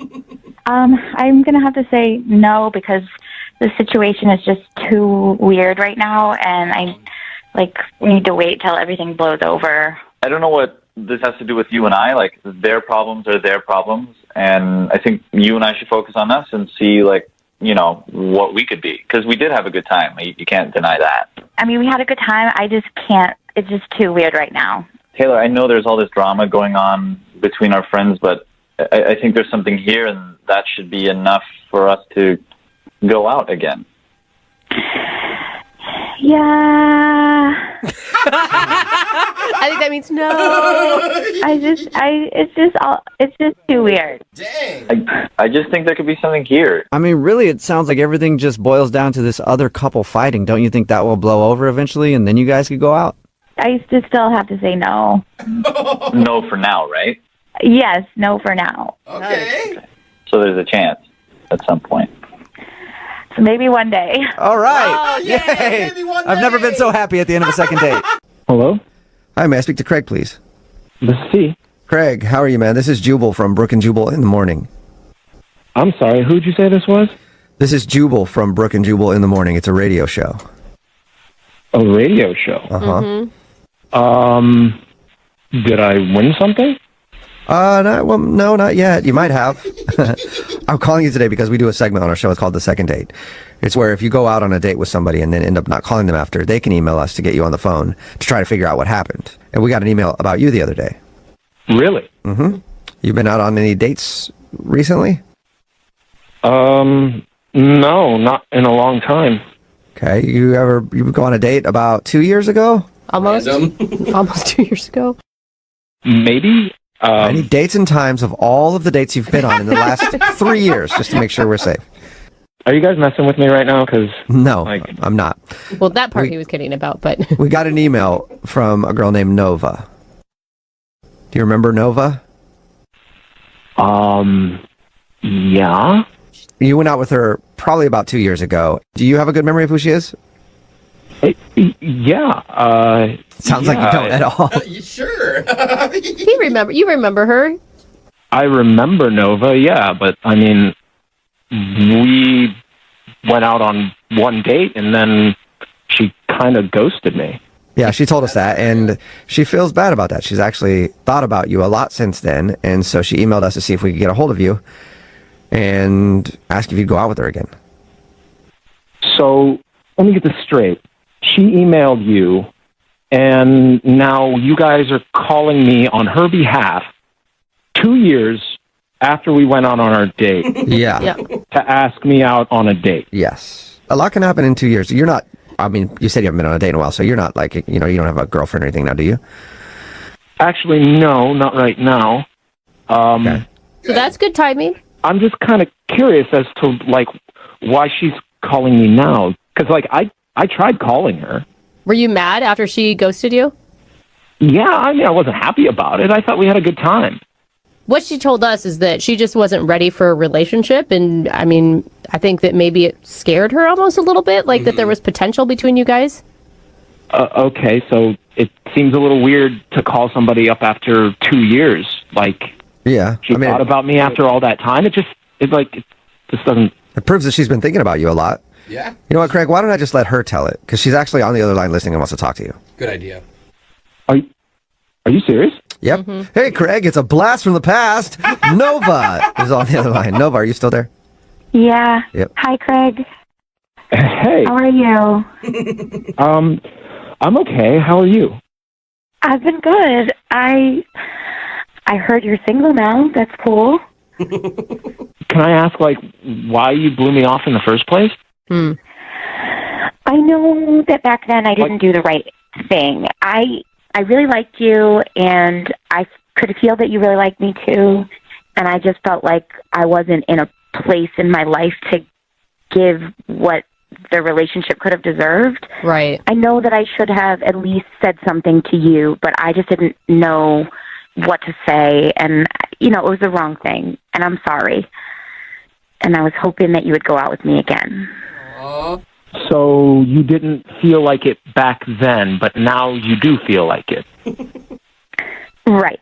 You know how it is, Craig. Like, you might stop talking to somebody, and then you just get this feeling in your belly, like, oh man, I gotta talk to him. Like you just think about him, you get butterflies, you get funny feelings in your stomach, and then you think about it for a long time, and then you might reach out to him later. I think that's just what's going on here. She's been thinking about you for a while. Doesn't want you to get away. I think that we went on one date, and the fact that you're still on my mind could mean something. Well, I mean, if it was like a week later or like even a month later, but like 2 years and you don't even reach out, like I called you, I texted you, and you just like you could have at least been decent and you could have just told me that you were in a different place or something. You could have just told me that at the time. Right. I know. I did not do the right thing. And I know it's only been 2 years, but I have matured a lot and been through a lot. And I mean, I think about all of the guys that I've dated, and there have been a lot. And you were the nicest, sweetest guy that I came across, and I just felt like I had to take this chance and reach out. So you dated a lot of people. Does that mean like you hooked up with a lot of people?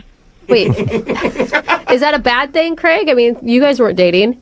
I don't know. Like somebody goes out, they start dating a bunch of people, and then they just want to go through the cycle again. Like I don't want to just be somebody that just gets used and disregarded. You don't want to be like a booty call every 2 years? 2-year booty call? Yeah. If it has, it's been over a year since I've dated. And Craig, I mean, you got to give her credit. She admits that she handled the situation wrong. Mm-hmm. She didn't try to like play you and bring you down a path and then dump you. Like, you got to have some respect for her there. I mean, I know it sucks to be ghosted, but she's owning up to it. Yeah, like, is there a problem? Are you seeing somebody else, or? I mean, honestly, no, I'm not seeing anybody. I was dating somebody for a little bit, but we broke up a couple of months ago. So, like, I'd be interested in catching up and seeing what's been going on, over this last year with you. Oh, you would? Good. That's good. Okay, well, Craig, I'll officially ask then, would you go on a second date with Nova? We will pay for it. Just the date. Yeah, Just the date.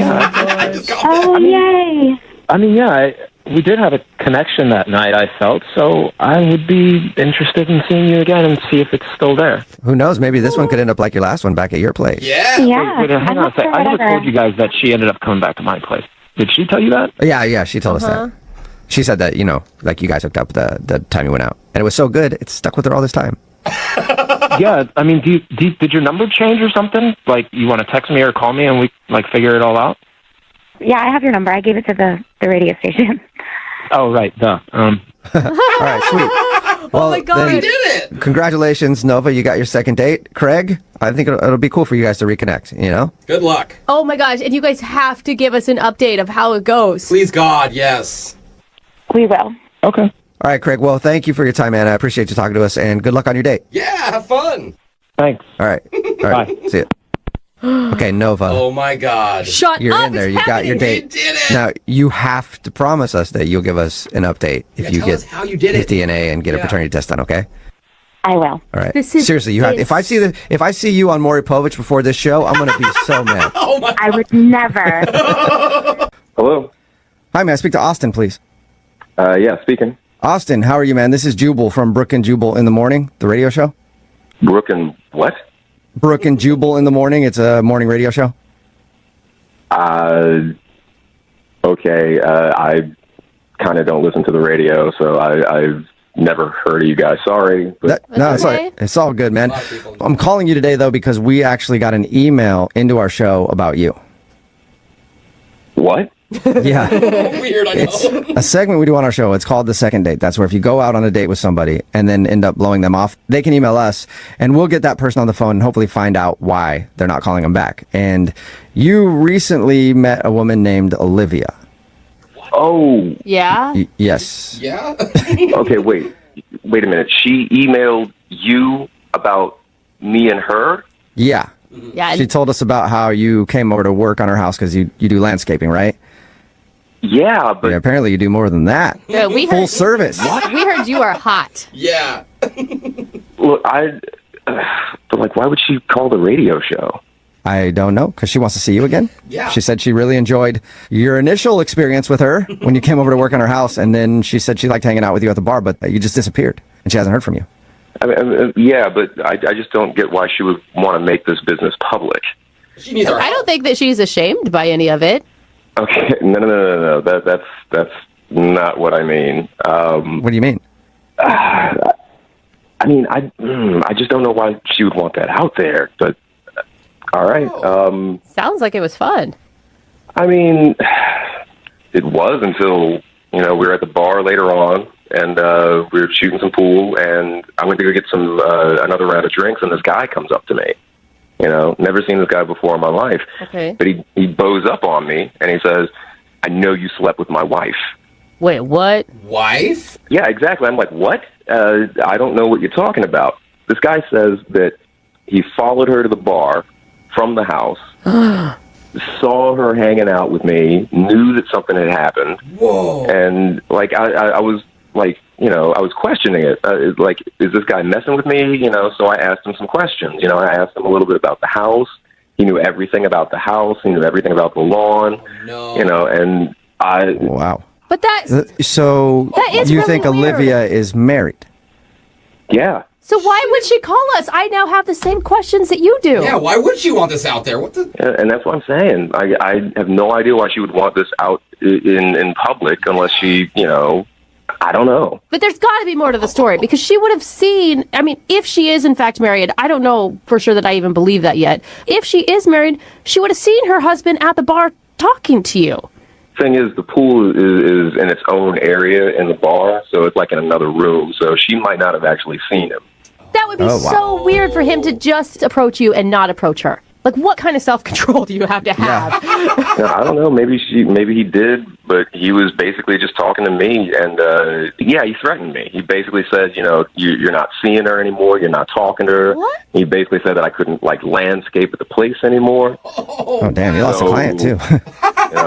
After all that, I don't want to get in any more trouble with my job, so I took off. I was out. Yeah, understandable. But why didn't you respond to her text messages like, hey, I'm not writing back because you have a husband? I'm not getting in the middle of that. Again, I didn't mean to get in the middle of it in the first place, but after I met the guy, it's like, no, I'm not going to be texting with his wife. But she can't be. Austin. I feel like she can't be married if she's willing to do a second date with us and everything else. There's got to be more to the story. I don't know. I know who does know. It's Olivia, and she's actually on the other line listening and wants to talk to you. You want to talk to her? Unless she's hung up. What? Olivia, are you there? Yeah, I'm here. What are you doing? I'm not married. Really? I don't know what you're talking about or who you're talking about. Are you 100% sure? Are you sure? I mean, yeah, I'm not married. Why would I call them? If I were married, that would be stupid. Yeah. I mean, it's pretty stupid unless you think you're getting away with it. I mean, your husband knows. I don't have a husband. I'm not married. Okay, wait, are you divorced? Do you have a crazy ex-boyfriend? Have you hooked up with anyone else? I don't know who this guy is. But he knew everything about you. In the house. This dude is 5'10". He's got brown hair. He was wearing a plaid shirt.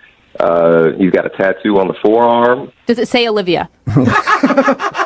Literally, you're describing every guy at the bar. I mean, that's I'm not married. I have no idea. Well, I don't know. It just seemed legit to me. Look, Austin, didn't we have a good time? I mean, that's what you should be thinking about. It was good, right? That part of it, yeah, but your husband also saw that too. What? What? He saw? He was watching. What? When he was talking to me at the bar, he said, "I saw what you did." How could he see? Apparently, they got some sort of drop cam in the house, and he saw it. Oh. Olivia, are you married? He set up a camera? What do you mean he set up a camera? It sounds like you know something, Olivia. Yeah, who's he? No, I mean, that's not what I meant. You are lying. You're married. No. You are cheating on your husband. I just meant who's going to set up a camera in general? I mean, he set up a camera? Who does that? That's what I meant. Okay, it sounds, Olivia, like you just slipped. That's what it sounds like. And how dare you put Austin in that position? And us. It's not what you think. It's complicated. Oh, is it? Okay, so now things are starting to come out a little bit because you misspoke there. You cheater. Olivia. Oh, man. Don't try to paint me as this bad person. You don't know me. Oh. Okay, but we don't know you. Yeah, but because we thought you were just single, living at a house, hooking up with the landscaper, and we find out that you have a husband. You have no idea what my life is like, and it's complicated. There's more to the story. Well, don't bring other people into your mess. Keep your mess to yourself if it's that complicated. You know what? If you were in my shoes, you would have done the same thing. Okay, so now you're admitting it. You have a husband. No. Get out to the You just said you would have done the same thing, which means that you cheated on your husband with Austin. No, that I slept with a hot guy is what I'm saying. While married. Yeah. I'm not playing your stupid games anymore. This is over. Oh my God. Hello? Wow. Hey, Austin. I am sorry, Austin. I'm sorry for doubting your story. Sounds like she's sure married, and that dude you talked to was her husband. Listen, I'm usually all for that kind of stuff, but I don't. Austin, don't say that. Yeah, I can understand that. Oh, that is crazy. The thing is, Austin, you think about it, there's videotape of you out there now. Oh, see, I just don't want to get in trouble with my job. That's the thing. And if my boss found out that I did that again, then he'd be totally upset. Again, Austin. Oh, Austin. Yeah, man, I think you maybe have learned your lesson now. Yeah. Hello? Hi, can I speak to Maya, please? Is this? Hey, Maya, how are you? This is Jubal from Brooke and Jubal in the Morning. That's a morning radio program. It's a radio show? Yes. How are you? I'm good. What can I do for you, radio show? Well, I'm calling you because a listener of ours recently emailed us about you, and he wanted us to get a hold of you because he thinks that you're brushing him off after you guys went on a date. Oh, my God. I think I know what this is about. Do you? Really? I mean, I hope not, but Who would that be? What's his name? Oscar? Bingo! Oscar emailed us about you, and he said that he really enjoyed going on your date, and he's been trying to get you to go out with him ever since, but you're always like, I'm busy, or whatever. Well, yeah. Okay, do you not want to go out with him again? Correct, yeah. I mean, I don't know. I can't believe he thought it would be wise to contact the radio station about this, but Well, he said that he just likes you a lot. It's a thing we do on our show all the time called Second Date. So let me ask you, was it weird actually meeting a guy off of Xbox Live? I hadn't met anybody through Xbox Live before, so I mean, like, I feel like it's just as weird as anything else, but you know, it was a public place. You know, that wasn't that wasn't the problem. What was the problem? So he's dropping me off at the end of the night. We're, you know, in my parking lot of my building and, like, just chatting and, like, honestly, like, I'm feeling it and I'm kind of waiting for him to go in for a kiss. Right. Oh, okay. Instead of that, he goes, can I show you something right now? That's something that could go one of two ways on a first date. Exactly. Either good or very, very bad. Exactly. What was it? He starts to take off his shirt. What? Dang, bro. I mean, I couldn't make it up if I tried. Like, he starts to take off his shirt, and I'm like, whoa, not that kind of girl. Like, what are you doing? And he's like, no, it's cool. Like, just trust. Like, I'm not being creepy. Like, just trust me. And shows me on his arm this huge Iron Throne tattoo from Game of Thrones. Wow. Okay, so like that iconic Game of Thrones chair like thing. The Iron Throne. Okay. Okay. Cool. Like, whatever. Why couldn't he just roll up his sleeve to show you an arm tattoo? Why did he have to get half naked? Well, just you wait. Because that was just the tip of the iceberg. And then he shows me on his pec Gollum from Lord of the Rings tape. My precious. Okay. Okay, so you turned like off the by that? ugliest character of all time. Yeah. Do you not think that's weird? Like a Gollum tattoo on someone's chest? I don't know. For most people, I would think it was weird, but we talked to him, and the way he was talking about being into Dungeons and Dragons and stuff, I could see him having a tattoo like that. Have you seen Gollum? Yeah, I have. It's one of the ugliest faces. Okay. You're just saying maybe you couldn't want to make, eye contact with... Think about missionary with that. That's exactly where I was going. I mean, come on. And then that's not even it. We're not even done there. Oh, no. Then he goes, oh, but wait, you haven't even seen what did he say? Pièce de résistance. Oh, Whoa. what is that one? That is his entire back, which is the entire cast of Harry Potter. Shut up. Harry Potter back guy? Yes, you may be familiar with the children's novel series Harry Potter. I'm a little familiar. Yeah, I've heard a thing or two about it. Kind of legendary. Yeah, all over my date's back. So yeah, I haven't called him back. Oh. I've been polite to him. I haven't completely blown him off, but like, I can't see getting frisky with Harry and the crew. But you gotta understand, I mean, from his point of view, you're a girl who's like a 12th level elf. Like, he probably thought that you would be into all of those. I'm also a woman with Okay. All right, so you just couldn't get down with all of the tattoos that he had, the Harry Potter tattoo, the Game of Thrones tattoo, and the Lord of the Rings tattoo. and busting them out on the first date in the car. Hey, Maya, thank you for being honest. I appreciate it. Now I feel like I have to be honest with you about something. Okay. Oscar is actually on the line listening and wants to talk to you. No! Are you kidding me? Sorry. No, I'm not. Oh my god! I had no idea that was going to freak you out. Oh, I'm sorry. I didn't mean to make fun of you on the radio. Well, in hindsight, I could see how taking my shirt off in the car could have been weird. In hindsight. Well, and it's not only that. I mean, it's like all the tattoos, like Gollum on your pec. Like, that's a lot. That's a lot. Well, I mean, on first date. I do have a lot of tattoos, and I felt like, I don't know, we were having such a good rapport, I thought the Game of Thrones thing might impress you a little bit. I don't know. But I don't have just nerdy ones. I've got like a Thor tattoo, too. That's pretty badass. I like how that's a badass one. It is. Are you feeling insulted, Oscar? I know, like, it seemed like you were really... I don't know. The implication that the Harry Potter thing was creepy is a little weird to me, because we discussed the books, so I thought you'd be a little more... I mean, like, reading the books and enjoying the books is different than, like, permanently putting the characters of the books on your body. Yeah. I mean, I thought you'd think that my dedication to all the stuff that we liked would be a turn-on, you know? And it would show you that I'm not just some geeky guy, that I'm man enough to get, tattoos and not just some ogre. I mean, in hindsight, like, busting out the tattoos is probably more of a second or third date move. No, I don't ever want to see those tattoos again. Oh, Maya! But Maya, you said that you really liked him at one point. I mean, it's only the tattoos that turn you off? It was a weird thing, you guys. You weren't there. Like, the date was cool, and I liked him, but, like, long-term down the road, there's no way I could date a guy with these kind of tattoos for the rest of my life. Why do I get the feeling I'm going to spend my evening researching erase regrettable ruins? Maya, I don't really meet people like you, especially on Xbox Live, and so...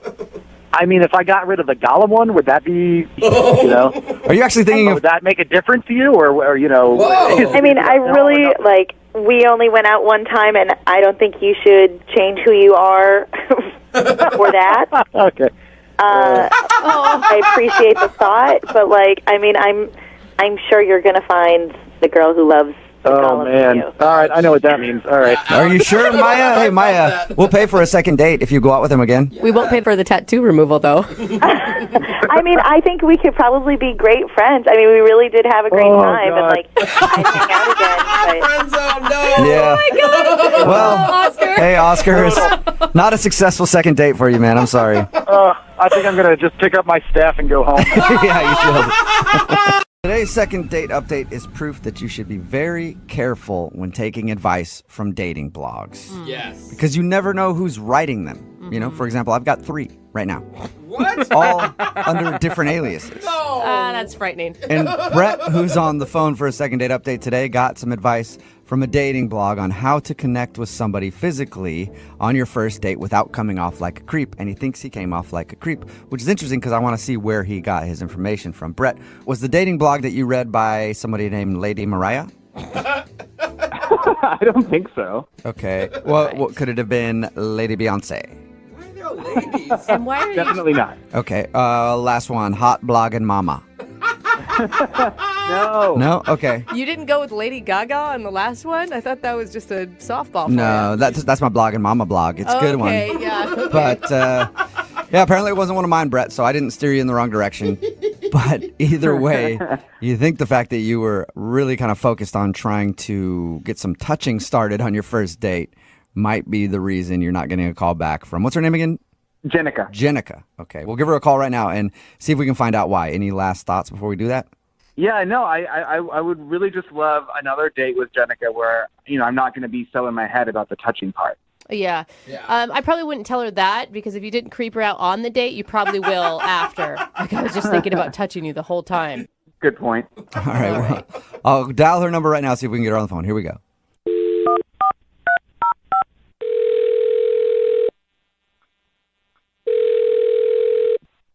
Hello? Hi, is this Jenica? This is she.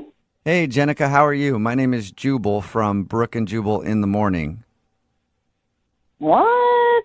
Hey, Jenica.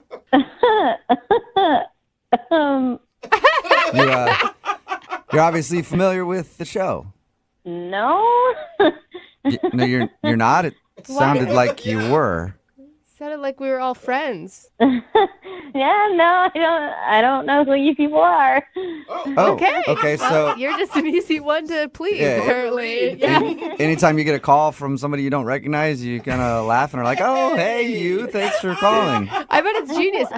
That's got to throw telemarketers off. All right. Well, Jenica, it's a radio show. It's called Brooke and Jubal in the Morning. Okay. Okay. Anyway, I'm calling you today because we do a segment on our show called the Second Date Update. So A dude named Brett emailed in about you. Oh, okay. You got a few minutes to tell us about your date with Brett and maybe why you don't want to call him back? Oh God, this is weird. Okay, I just didn't like him. I don't know what his deal was. I'm just not interested. Is there a reason, though? Did he do something strange? I mean, this is strange. I mean, everything about this and the date was a little strange. Was it awkward right from the beginning, or did he work into awkward for you? It wasn't awkward at the beginning, but what was weird was that he got up to go to the bathroom, and he was in there for like 10 minutes. So that was a little weird, and I kept looking over at the bathroom to see, when he was going to come back. And when he finally came out of the bathroom, I noticed that he came out of the women's room. Yeah, and so... Wait, was it like one of those restaurants where they're like trying to be cutesy and they're naming the women's and men's like different things? And No, it was definitely labeled men and women. Oh, definitely. okay, Yeah, straightforward. no, nothing kitschy, no. Okay. Did he address why he was using the ladies' room instead of the men's room? No, he didn't say anything, and I didn't say anything. I figured probably it was an accident. I was just going to give him the benefit of the doubt. But then, like 10 minutes later, he excused himself to go to the bathroom again, and I was like, okay. So I watched him go to see which bathroom he went in, and he looked around all shadily, and then went in the women's room again. Whoa! Really? Wow. Like a double women's room visit. So that doesn't mean it was an accident.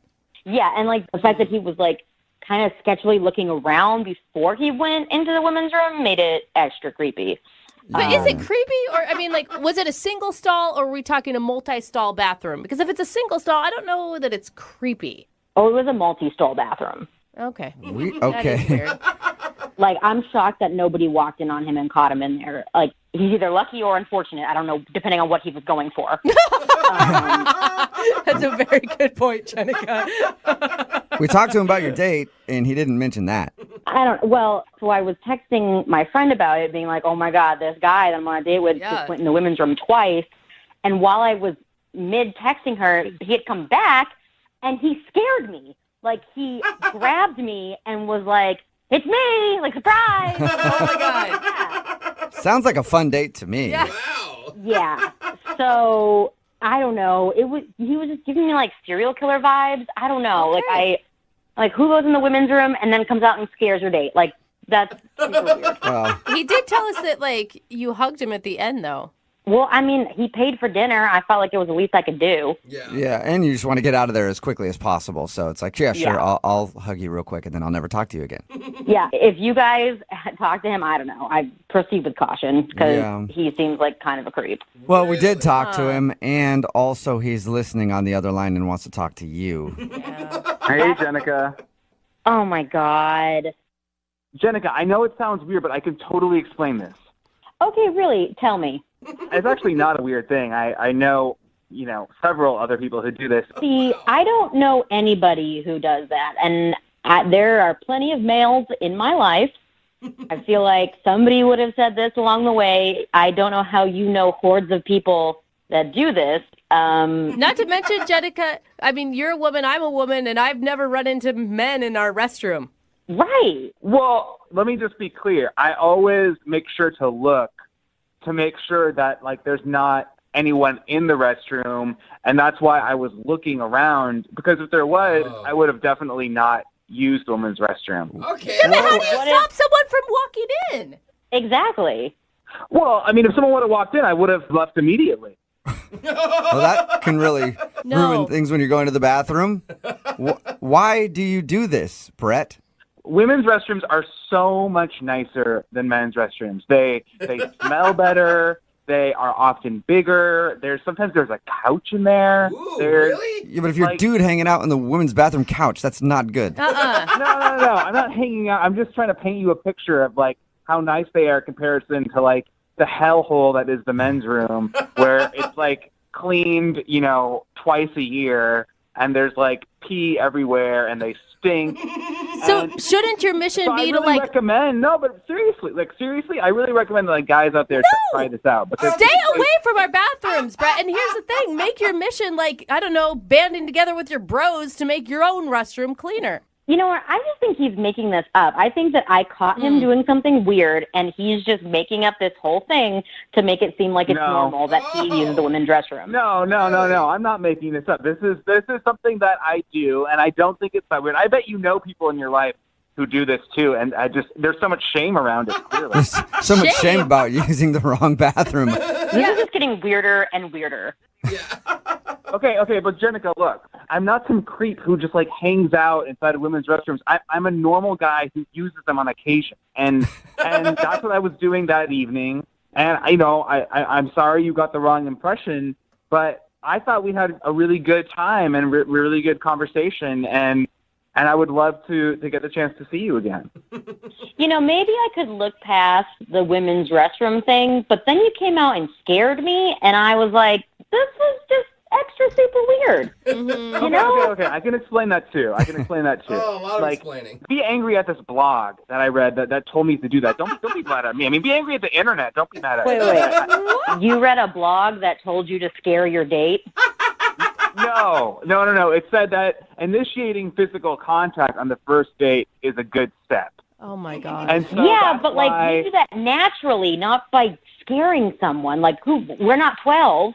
This is Halloween. I know. I know that now, and it's easier said than done. Like to be natural. I mean, I wanted to like maybe touch your hands when they were on the table, or like maybe like just touch feet under the table or something. But like I was worried about that those would be too creepy. So like it's not easy to be a guy dating nowadays. Yeah, it's really difficult, when you're using women's restrooms and trying to touch your date in weird ways. This is way harder for Jenica. I can guarantee you that. Yeah, I mean, I feel like date 2, he's going to be like sniffing my hair and collecting it and making a hair doll or something. Yeah. That is so unfair. I would totally not do that. I mean, unless a blog told me that, and then I would probably try it. But, I mean, oh my God. No. That was a joke. Okay, I was just trying to joke about the situation, Bad Jenica. timing. Jenica, would you like to go out with Brett on a second date? We will pay for it. Listen, I don't want to leave the second date in a body bag. Like, I don't think this is a good idea. My girl dar is saying no, unsafe situation. I'm all set. Yeah, good job, Jenica. Brett, I'm sorry that you didn't get a second date. Did you at least learn anything from this? Yeah, I did learn something. Next time when I go on a date, I'm going to have to use the women's restroom at the restaurant next door. No! Yeah, Stay you're out right. of our bathroom, Brett! Lesson learned. Jill wants us to call this guy named Sam. They met online, had a nice date. At the end of the date, he kind of chickened out in kissing her.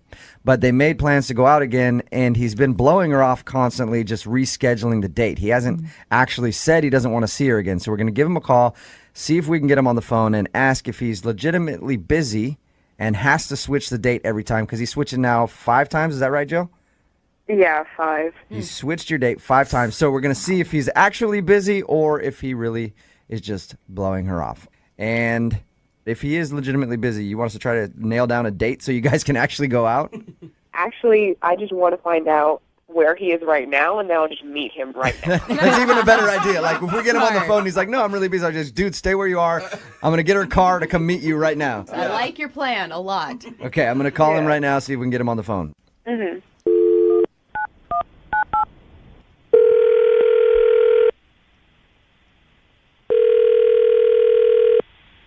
Hello?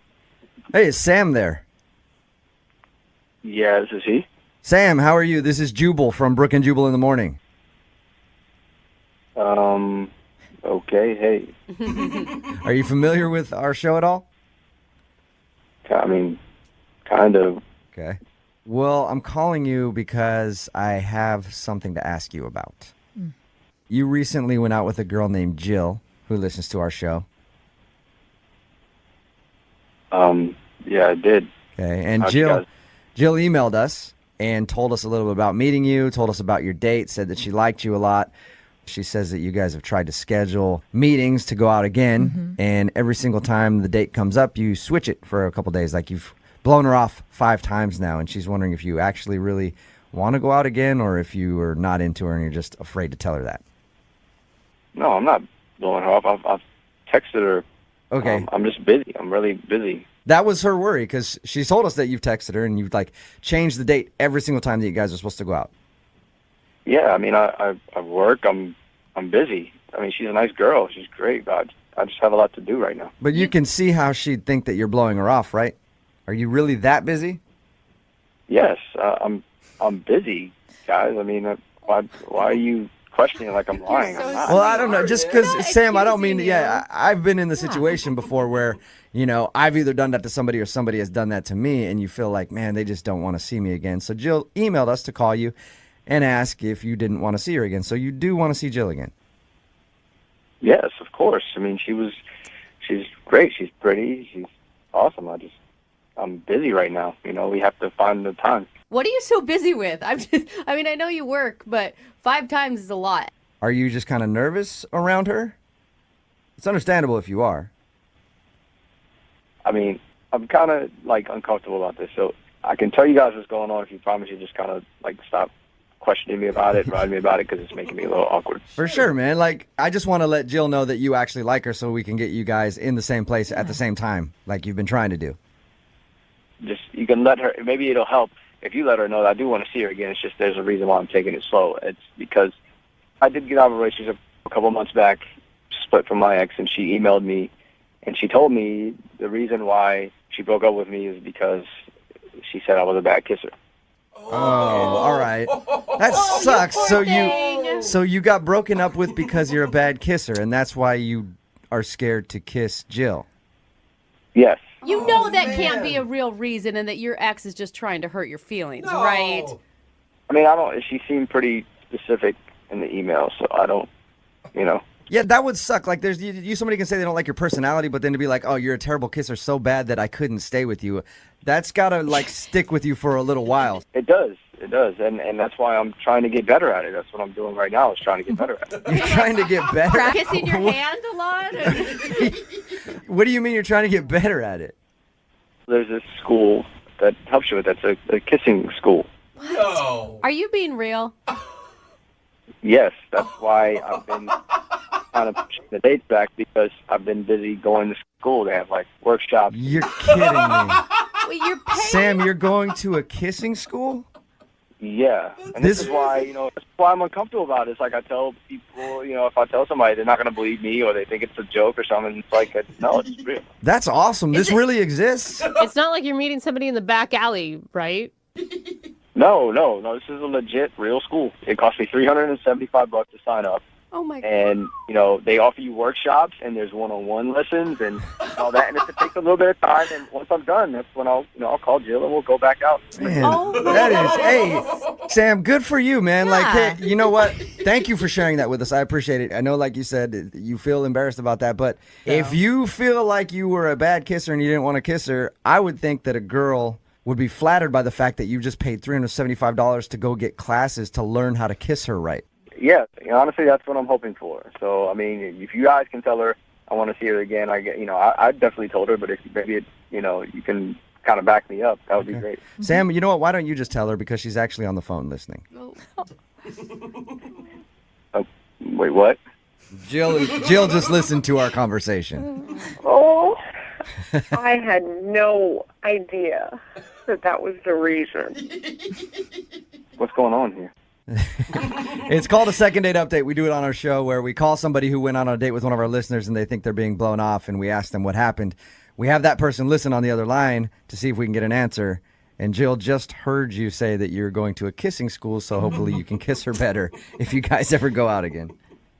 Please tell me this is like make-believe and joke. It's not make-believe. Oh, you poor baby. I'm so sorry you had to go through that. This is really embarrassing for me. I mean, I screwed up somewhere in the past. Obviously, I'm just trying to fix it so I don't do it again with you. And yeah. Sam, you make it sound like you're like a drug addict who like had a problem and then fell. You just were told by an ex that you don't kiss that well. It's not like a problem you had in your past. I think you're gonna be okay, man. Yeah. I mean, I actually think it's really cool that you're trying to look into it and make yourself feel more confident about it, and you don't even have to worry about it. I'm not going to pressure you or anything. Oh my gosh. Awesome. But I mean, that's the thing. I enjoyed our time. I really do like you, Jill. I enjoyed going out with you, and I don't want to ruin it by, being a bad kisser. Because it's like she thought I was bad, and if you think I'm bad, and you don't want to go out with me anymore, it's like, No. I understand why there would be a fear there, but it can't be so bad that I would just not. Sam, it would find it hard to believe that you're that bad of a kisser. Yeah. That Jill's going to kiss you one time after she already likes you from your first date, and then she's just going to go running for the hills. Like, oh my God, it was terrible. Yeah, maybe. I doubt that you're that bad of a kisser. I thought I wasn't that bad before, but clearly someone broke up with me. Well, you got to be way better now. It's sometimes like it's just that two people's chemistry doesn't work well together, and maybe it was just you and your ex. Kissing with a different person is different every time. I mean, and think of all the cool stuff you've learned. Yeah, I mean, the classes have been good, and I really feel more comfortable doing it. I just want it to be, perfect. I mean, they say the first kiss is always like that, the big thing. Sam, I have an idea.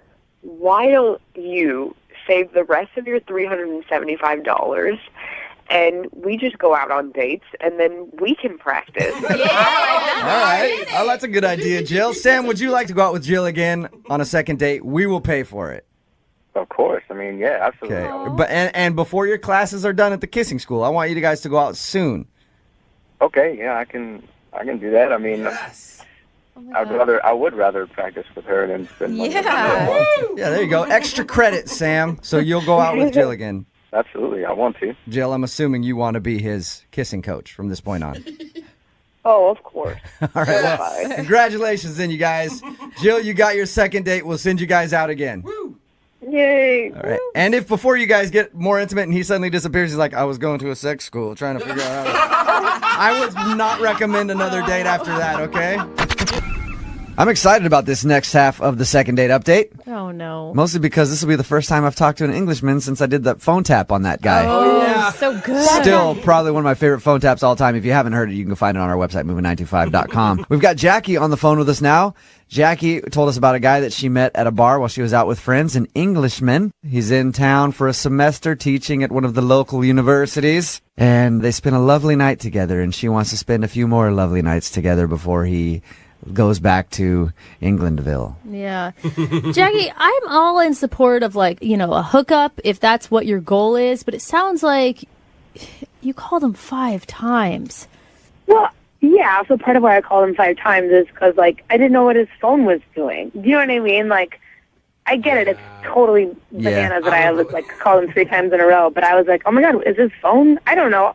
Sometimes phones are weird and they act up and you have to especially for an English guy. Maybe you're down not enough numbers. Maybe you need 17 numbers in there. You need the country code? Yeah. I don't think so. All right. No, it was an American phone. All right, Jackie, you ready to call him? Ready. Here we go.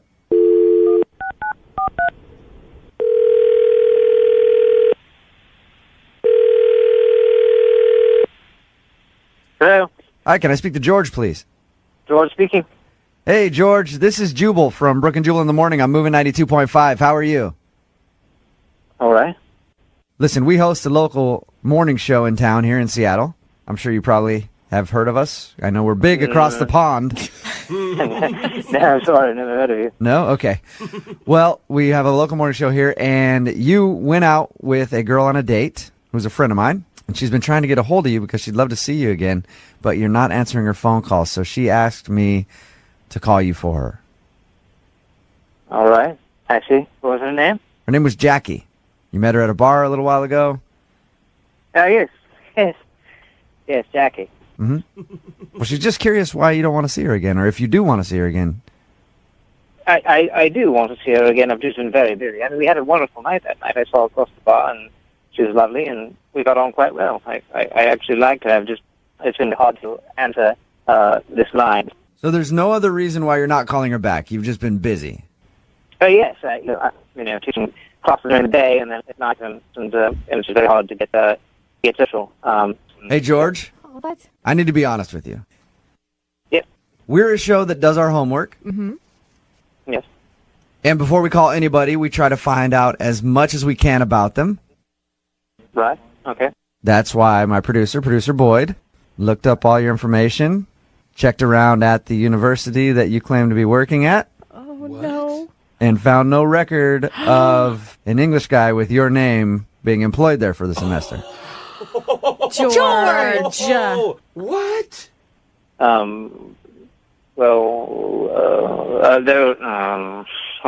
George, be honest! What the hell, dude? Red-handed. Did you put on a whole act just to get a girl in bed or what?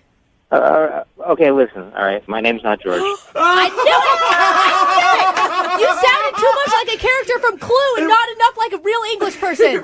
Oh, you big fat liar, George. Well, my brothers and I and my friends, we use the accent because, it helps. It helps to pick up chicks. Yeah. My name's actually Kevin. Kevin, do you really have a separate phone line for, your British George character? Yeah, this is my British phone. Oh my God! So what do you do then? Okay, so you gave her this romantic story about how you're in from London and you're teaching for the semester, and I'm just an educated man looking to have a little fun while I'm in town. Who are you? Who are you, Kevin? Well, I actually live in town. I live by the airport. Okay. And I work at Target. Hey, That's Kevin, such a contrast. So you lied. Do you regret lying to Jackie that night? There's no harm intended. I actually really like Jackie. It's more interesting being a professor from the UK than a cashier at Target, isn't it? Definitely, yeah. That story is perfect. And that's why I didn't answer the phone, because, how am I going to keep it going? Right. Hey, George. Yeah, go ahead. George or Kevin or whatever your name is. Yes. Jackie is actually on the other line right now and heard everything you just said. I can't believe your name is Kevin F. Oh my God. Oh my. Now what? Yeah, I'm sorry. It's Kevin. Yes. You're sorry you lied to me for an entire night and then didn't call me back? Wow. Like, you lied to me all night about, wanting to show me all the beautiful things in London and, wanting to take me to Big Ben and how beautiful it is when the fog lifts in the morning. Is all of that just a lie? It has to be. It is. Obviously, because the fog doesn't lift in the morning, but No, I have an uncle that he grew up in London, and that's how I knew about those things. So it was kind of a lie, but it's from real sources. And Jackie, real sources. And Jackie, he kind of delivered on his. 100% out. Jackie, he did kind of deliver on his promise. He took you to see Big Ben later, right? Yes, he did. Dude, why do you have to have such a weird way to pick up women? Why can't you just be a normal great guy and pick up women? If you have to lie just to get someone to go home with you. Would you have gone home with me if I told you I was a cashier at Target and lived by the airport? Interesting. Long pause. Yeah. I know the answer to that because it's happened to me before. I mean, women are looking for somebody that'll support them, and I know this is a bullshit way to get laid, but Well, George or Kevin, it's not a bullshit way to get laid because it worked. Oh, yeah. So. No, tell it. It's an efficient way. Yeah. But you actually, Jackie, he says he likes you and would like to see you again. Would you give him a shot? We will pay for you to go out again on a second date. And you can go out with the American guy named Kevin, who lives by the airport and works at Target, and see if you actually enjoy his company. Let's think about the story you could tell your friends, you met this British guy at a bar, and then he turned out to be Kevin at Target, and he's a really nice guy, and I like him. Oh, nice Kevin. This is maybe against my better judgment, but he is a really sweet guy, even though he's possibly a compulsive liar. Wow, those are some famous flashbacks right there. As many questions as I want to, and you have to answer them brutally honestly, then yes, I will go on a second date with you. Yes. Jackie, are you not worried this is a major red flag? What if he turns out to have 12 kids and is an ex-con? Well, then he'll have to tell me that because I get to ask questions and he has to be honest. And there you go. If he says he's honest, I believe him. He won't lie. Laura met a dude at a bar. They went back to his place. They ended up, how'd you say it, Laura? Having fun, but you said it with a really high voice. We were having fun. Yeah.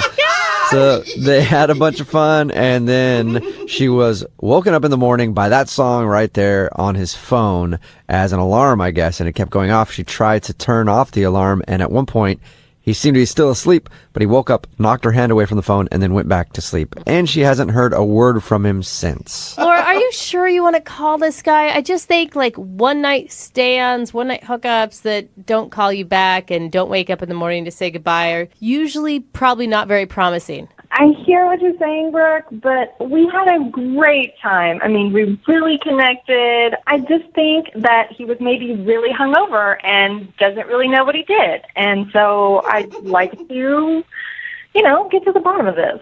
Okay, cool. Okay. Well, I'm going to dial his phone number right now. Hopefully his ringtone is A Beautiful Day, too. It's just like a weird U2 fan, every single song of his. You ready, Laura? Yeah. All right, here we go. I'm going to dial his phone number right now. Oh, by the way, what's his name? I didn't get his name. Matthew. Matthew, I guess that's important. Okay, now I'm going to dial the phone number and call him. Here we go.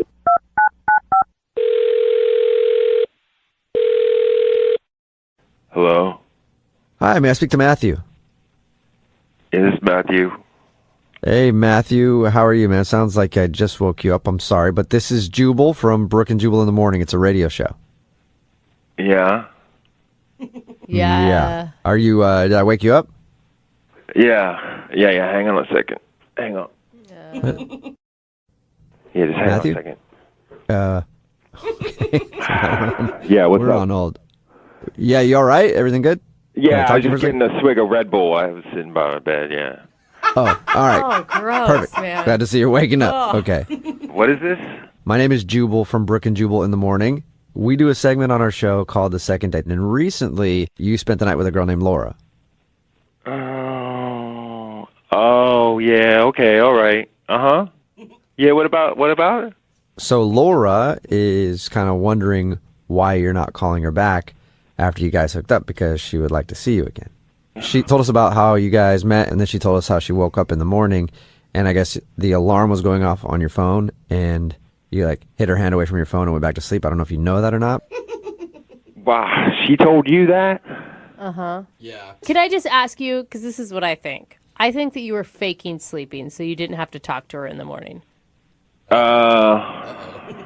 No, not totally. Not totally. So you were kind of faking sleeping so you didn't have to talk to her? No, I wasn't really faking. I don't really fake stuff, Okay. That's not really my thing. So you were asleep. No, I wasn't. I wasn't asleep totally. No. So, can you explain to us at least what that means? So I have this my alarm. I wake up and it's A Beautiful Day by U2. Do you know that song? Yeah, she actually told us that. She said that she was sound asleep and then your alarm started going off and it was Beautiful Day by U2 and she kept trying to turn it off. Yeah, that's like my Get Up and Bro song, Get up and bro? Is that what you just said? Yeah, man. It's like, it's a beautiful day, and it's just a great song. It just gets me going, Yeah. Okay, so that's the song that you like to listen to every morning on your alarm. It's like my thing. It's like my thing that I have. So what's the problem? I don't understand what the problem is. The problem is she reached over and turned it off. Why is that a problem? Are we done? Are we done here? Wait. No. Why is that a problem? Because it's not just an alarm. I listen to that song in the morning. I listen to it all the way through. Mm-hmm. I sit in bed and I listen to it, and it gets me going. It's my Get Up and Bro song. Okay. Oh, dude. Hey, I feel you, bro. But Wait. why can't you just let her turn it off because you're trying to sleep, and then maybe wake up with her and then turn it on yourself after she leaves? Because that's not how my routine goes. Yeah, but when you invite someone over to your house and they stay the night, they're going to screw up your routine in the morning. Unless part of your routine is just waking up with a different girl every morning. I don't know. Maybe that's part of it. We don't have to talk about that. But look, I wouldn't get up and turn off her Spice Girls song. Why would she be listening to Spice Girls in the morning? Whatever, man. Look, I was off all day, and it was her fault. I felt weird. It messed with my head all day. You know what I mean? Like, it's just straight up disrespectful. You know what I mean? Not really. Why wouldn't you tell her? Because I was hungover. Okay. And it's also like, I didn't say anything because that's part of my routine, is I sit there and I listen to the song, and she interrupted it. And it messed up my whole day. But she didn't know that was your boundary. It's my phone. I don't mess with anybody's phone. Do you go and touch people's phones? If it's blaring U2 in my ear for 10 minutes while I'm waking up, yes, I would touch your phone. Then get out and leave if it's bothering you that much. Oh, my God. All right. Okay. Well, hey, man, you definitely know what you like, and you don't like somebody turning off your favorite song in the morning. Yeah, you got it out of me. Yeah. Thank you for telling us now. I appreciate that. Now I have to tell you something, and this might screw up your routine a little bit because Laura is actually on the other line listening and wants to talk to you. Hi, Matthew. Are you serious? Oh, my God. Man. I just want to know, are you serious? Because I'm just totally confused right now. What? Did you just hear all that? You're saying that because you didn't get to listen to U2, I ruined your entire frickin' day. Listen, Laura, it's a routine. I listen to Beautiful Day by U2 once or twice, all the way through, no talking. Then I get up, I brush my teeth, I have my protein shake, I do some crunches, and then I'm ready to go. Okay, that's awfully specific. Yeah, it's a routine. Don't you have a routine, Laura? Don't you do something in the morning? Don't you do yoga or something, or listen to Rihanna or Spice Girls or something? Oh, my God. Well, the first thing I do is turn off the alarm. It turns off by itself when the song is over. And you know what? It's not just an alarm. That's what you don't get. It's a wake-up. My wake-up went off. Oh, yeah. Yeah. This is stupid. You had a girl in your bed next to you, all right? You can adjust your routine a little for somebody else. You're in someone else's house. You need to respect the traditions of that said house. What if she doesn't know your traditions yet, Matthew? You didn't tell me anything. How am I supposed to know that that's your routine, okay? I had 0 heads up on this one. It just seems like, Matthew, you're not a very flexible person. Not on that. I'm not. not on my Get Up and Bro song. I mean, Laura, isn't that kind of a turnoff? I'm sorry. I've never met somebody, let alone a guy, who's been this particular about a morning routine. Hey, you know what? Hey, I tried to be flexible. I tried to listen to it again later, and it's like it's gone. It's ruined. It's not the same, is it? Yeah, you can't listen to your Get Up and Bro song in the afternoon. What's your name? Jubal. Jubal. You know what I'm talking about, man. Yeah, it makes perfect sense to me, man. Like, that's a morning song when you're ready to get up and bro. If you listen to the afternoon, it just, the whole day just feels weird, right? I'm going to let this guy talk for me. Yeah. Matthew, I feel you. Did you or did you not have a connection with Laura before the whole YouTube blunder? Yeah, of course. Okay. And you want to waste all of that. Like, why wouldn't you just be open to giving someone another shot now that they know what your issues are? I mean, if I had known that, I would have let you listen to the whole goddamn YouTube album. Nah, it's not a great album. I just like that song. Oh, okay, cool. Well, I'm glad we got that all figured out. Hey, Matthew, I do have to ask you this, though. Would you like to bro out with Laura on another date? We'll pay for it. Matthew, I'm sorry if I ruined your day. I just think this entire thing was a misunderstanding. Well, let me just say I'm sorry, too. I'm sorry you don't have respect for people's personal things. Oh, man, you are my God. So that's a no, Matthew? What do you guys think? Yeah, we got it, Matthew. It's a no. That is strange to me. That's brutal. Yeah, wow. How is it strange? Everybody's got their things. It's about respect, y'all. Hey, Laura, I'm sorry you did not get a second date. Well, maybe I'm okay with that after hearing all this. I think you dodged a bullet. I mean, that's kind of a weird situation. I agree. I did dodge a bullet. Well, at least somebody dodged a bullet. Thanks a lot, guys. Ethan is on the phone, and he's not getting a call back from a girl named Alyssa. And I'm actually really surprised about it because he took her out on a beautiful spa day. For their first date, they went out to lunch, and then he plucked her hair from her face. You know, a lot of people, Ethan, pay good money for that. You should have maybe even grabbed some cucumbers at the restaurant and threw them on her eyes and just act like, hey, spa day, out of the blue. Well, if we can get a hold of her, maybe I'll tell her that. All right. I did it for free. Yeah, if you missed the first part. Ethan thinks he's not getting a call back because while they were eating lunch, he reached over to remove what he thought was a stray hair from her chin. Oh, God, huge and mistake. the hair was attached, and he ended up plucking a hair from her face. And it was awkward for a while, but he does say the date ended with a nice hug, and it's been about 4 or 5 days since she hasn't been responding to him. So we're going to call and find out why in just a second. In retrospect, Ethan, do you wish you would have apologized or made a statement about the hair? Like, I don't know, maybe. Maybe that's what I did wrong. Maybe I'm not bringing it up and trying to be polite actually made it worse. I don't know. Right. Yeah, maybe she's just embarrassed, or maybe she's just mad that you took her hair and never gave it back. You owe me Yeah. a hair. Big jerk. All right. Well, I'm going to dial her phone number right now and see if we can figure out why she's not getting back to you, okay? Okay, great. All right, man. Here we go.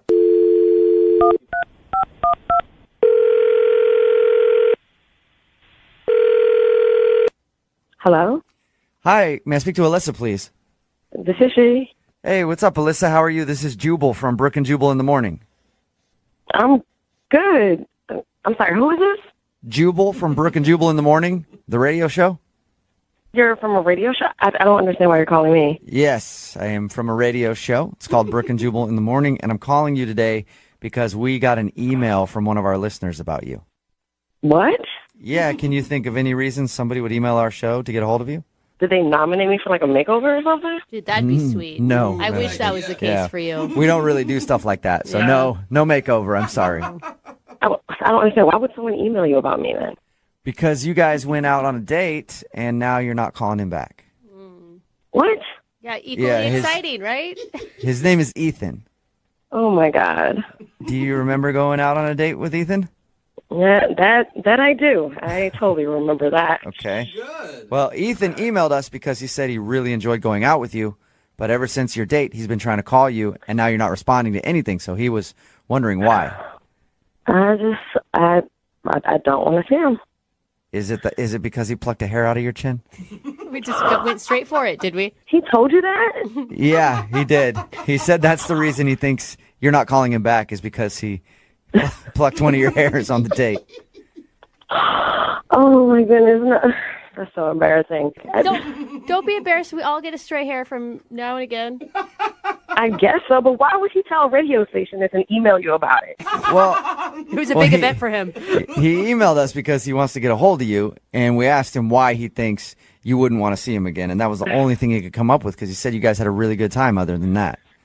No, No, you didn't have a good time other than that? we did, but there's just one thing that freaked me out. And it wasn't that he was collecting your hairs one by one? Wait, hold up. Did he tell you he was collecting my hairs? No, I was joking. It's just a joke because of the one hair that he pulled out. Oh my God, my heart skipped a beat. Yeah. No, he didn't tell us that he was collecting all of your hairs.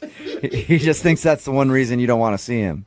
I mean, it was completely embarrassing, but that's not what it was at all. No? So there's more to it than that. I don't even know if I should talk about it. I don't want to put his business out there. Well, he wants his business put out there. Yeah. Like, he actually asked us to do this so that his business could be out in the streets. So he said he's willing to hear whatever it is. So if it's on him, then do you mind just telling us? Well, okay, so what did he tell you about the date? Well, he told us that you guys met through a matchmaker, went to lunch, and you played a game where you show each other, like, the last photo you took on your phone to try to break the ice. Okay. Yeah, the first photo. All right. Yeah, and we did that, and he showed me a picture of his nephew. Okay. And Is that a problem? Was his nephew kind of ugly? no, his nephew was cute. Oh, okay. Deal breaker for me. Yeah. I never want to mix my jeans with that line. Yeah. No, but he kept going on for the next 30 minutes. He just kept talking about having babies and kids. Like he wants kids, like now. Yes, he's completely obsessed with having a baby. That's what I got from it. Like, what did he talk about? Well, he said it was a dream of his. anytime he's out and he sees something that he likes with baby clothes, he buys it. What? He has a stash. Yes, he has a stash in his house of baby clothes. Are you kidding? He's a single bachelor that has a baby clothes stash? That's what he said. He even knows the room that he's going to convert to the baby room. I mean, He's already like nesting like a pregnant woman, like getting everything ready at the house. Yes, he is. I mean, he told me he can't wait to hear baby footsteps coming down the hallway. Like, whoa. So maybe that was like a little bit too much to share. Too much. I don't know. Is it refreshing to you to find a guy who's interested, obviously, in family life, or is that something you don't want? Yeah, it's refreshing to know that a guy wants to have a family someday. I do too, but it's creepy that he's collecting baby clothes. He doesn't have a baby. I know. Yeah. It'd be weird for a single girl even to do that. That's true. Yeah, like if you went over to his house after your date and you open up the closet and you just see a bunch of baby clothes. It's not sexy. Oh, what was your response to him? I mean, my response was just to sit there and to listen to him. I mean, he's still talking about how he can't wait to hear his baby say "dada." It's kind Now, hang on, that's not fair. What? Who's that? Oh, that's Ethan. Ethan's actually on the other line listening and wants to talk to you. Hey, Alyssa. And apparently he couldn't wait any longer and had to pipe in. No, man, Are you there's nothing wrong with wanting to have a baby. You've been listening to this the whole time? Yeah, because you wouldn't return my calls or my texts or anything. So you call radio station and have them call me and listen. Well, I really liked you, and apparently you thought I was weird. I mean, it was really weird talking about a baby that you don't have for 30 minutes. What was I supposed to say to you? I mean, is it that weird that you would think about the baby you might have someday? For 30 minutes isn't that long to talk about babies. What? I don't know. On a first date, even if I were out with a woman and she was like talking about the baby that she wanted so badly, that would scare me. It wouldn't. I mean, obviously, it wouldn't scare you, Ethan, but it would scare a lot of dudes. Yeah, but like the matchmaker already found somebody that I knew was like really serious and wanting a commitment too. So I just figured it wouldn't scare that person off. Well, it scared me. Ethan, I mean, I think everyone agrees that it's sweet that you're excited about fatherhood. But the collecting of the baby clothes, do you bring that up often on a first date? I mean, first off, to call it a collection is kind of going a little overboard. It's not a collection. It's not like I have a room full of the stuff. Okay, so how many items? If we're talking about just anything having to do with babies, I've got like 15 things. Whoa. But like they're not all, like 7 of them are onesies. And the thing is, like, everybody thinks this is a big joke, ha ha ha, it's really funny, but I'm actually prepared for fatherhood. No, I think it's great. I just think it's great when you find out maybe like 2 months into a relationship that you're that into it. Ethan, you even told me on a date that you already picked out the names for your kids already. What? How long have you been planning this, Ethan? I don't know why you guys think this is weird. I've been dreaming about having kids since I was a kid. You're so sweet. What are the names of your kids that you don't have yet, if I can ask, or is that a secret? Well, I mean, I want to have a boy and a girl, obviously. Oh, yeah, and you get to choose, obviously. He said for a boy would be Ken, and he would name this girl Sanctuary. Sanctuary and Ken. Yeah. The Ken kind of throws me. Yeah, it is. When you come up with Sanctuary, where it is... You know, you guys can say whatever you want to say, but I'm probably the only guy in this room on this phone that's actually preparing for childhood. I'm not embarrassed about that. I'm not ashamed about that, and I don't think that people should reject me because of it. I actually agree with what you're saying. I do, Ethan. I mean, he knows what he wants. He maybe gave you way too much information on the first date, and that's his bad for oversharing. I didn't plan on having a girl named Sanctuary. Yeah, that one you need to negotiate for sure. Debatable. We could talk. Well, Alyssa, would you like to go out with Ethan on another date? We will pay for it. I don't know about all this. I mean, doesn't it seem weird to you all? This is crazy. It's creepy. No, not at all. Like, every dude that I've known when we were kids, like, we would just sit around the playground and talk about the kids we were going to have one day. And did they collect clothes? Yeah. Yeah, of course. It's a totally normal dude thing. It's a little overwhelming, but I don't think that it's creepy. I mean, Alyssa, I feel like you're not giving me a chance. I feel like we should go out again because I have proven to you that I'm an honest, straightforward guy and that I have a long-term plan. And his clock is ticking, Alyssa. He doesn't have as much time. I guess so. One more date wouldn't hurt. So you'll do it. You'll go out with Ethan one more time. I said yes. Please don't ask me again before I change my mind. That's awesome. Well, congratulations, Ethan. Oh, thank you. Thank you so much. I'm so excited. And thank you, Alyssa, for giving me another chance. And we can talk about Sanctuary. We'll discuss names later. I'm just kidding. I'm not going to talk about the kids again. Good choice. All right. Well, good luck, you guys. Keep us updated, okay? Thank you, guys. Thank you. And Alyssa? Yes. If he says he's on the pill, don't believe him. Mona is on the phone, and she wants to call a dude named Carl. And I'm surprised she's not getting a call back because on her date, she went to a level of commitment that most married people don't even go to. She actually used his underwear as a napkin.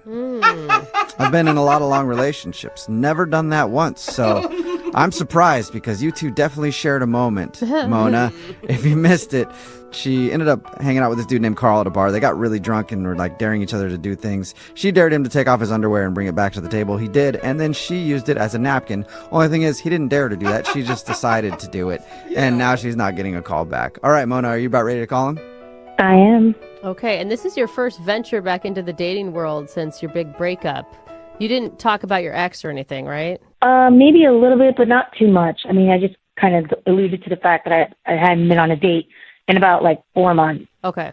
You also said you were really drunk, too, so there may be a moment you don't remember where you're at. All you did was talk about your ex. A very good point. This is fair, too. All right, well, I'm going to dial his phone number right now and see if we can figure it out, okay? Okay. All right, here we go.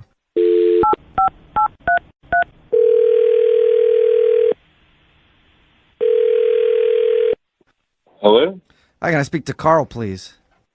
This is him. Hey, Carl, how are you? This is Jubal from Brooke and Jubal in the morning.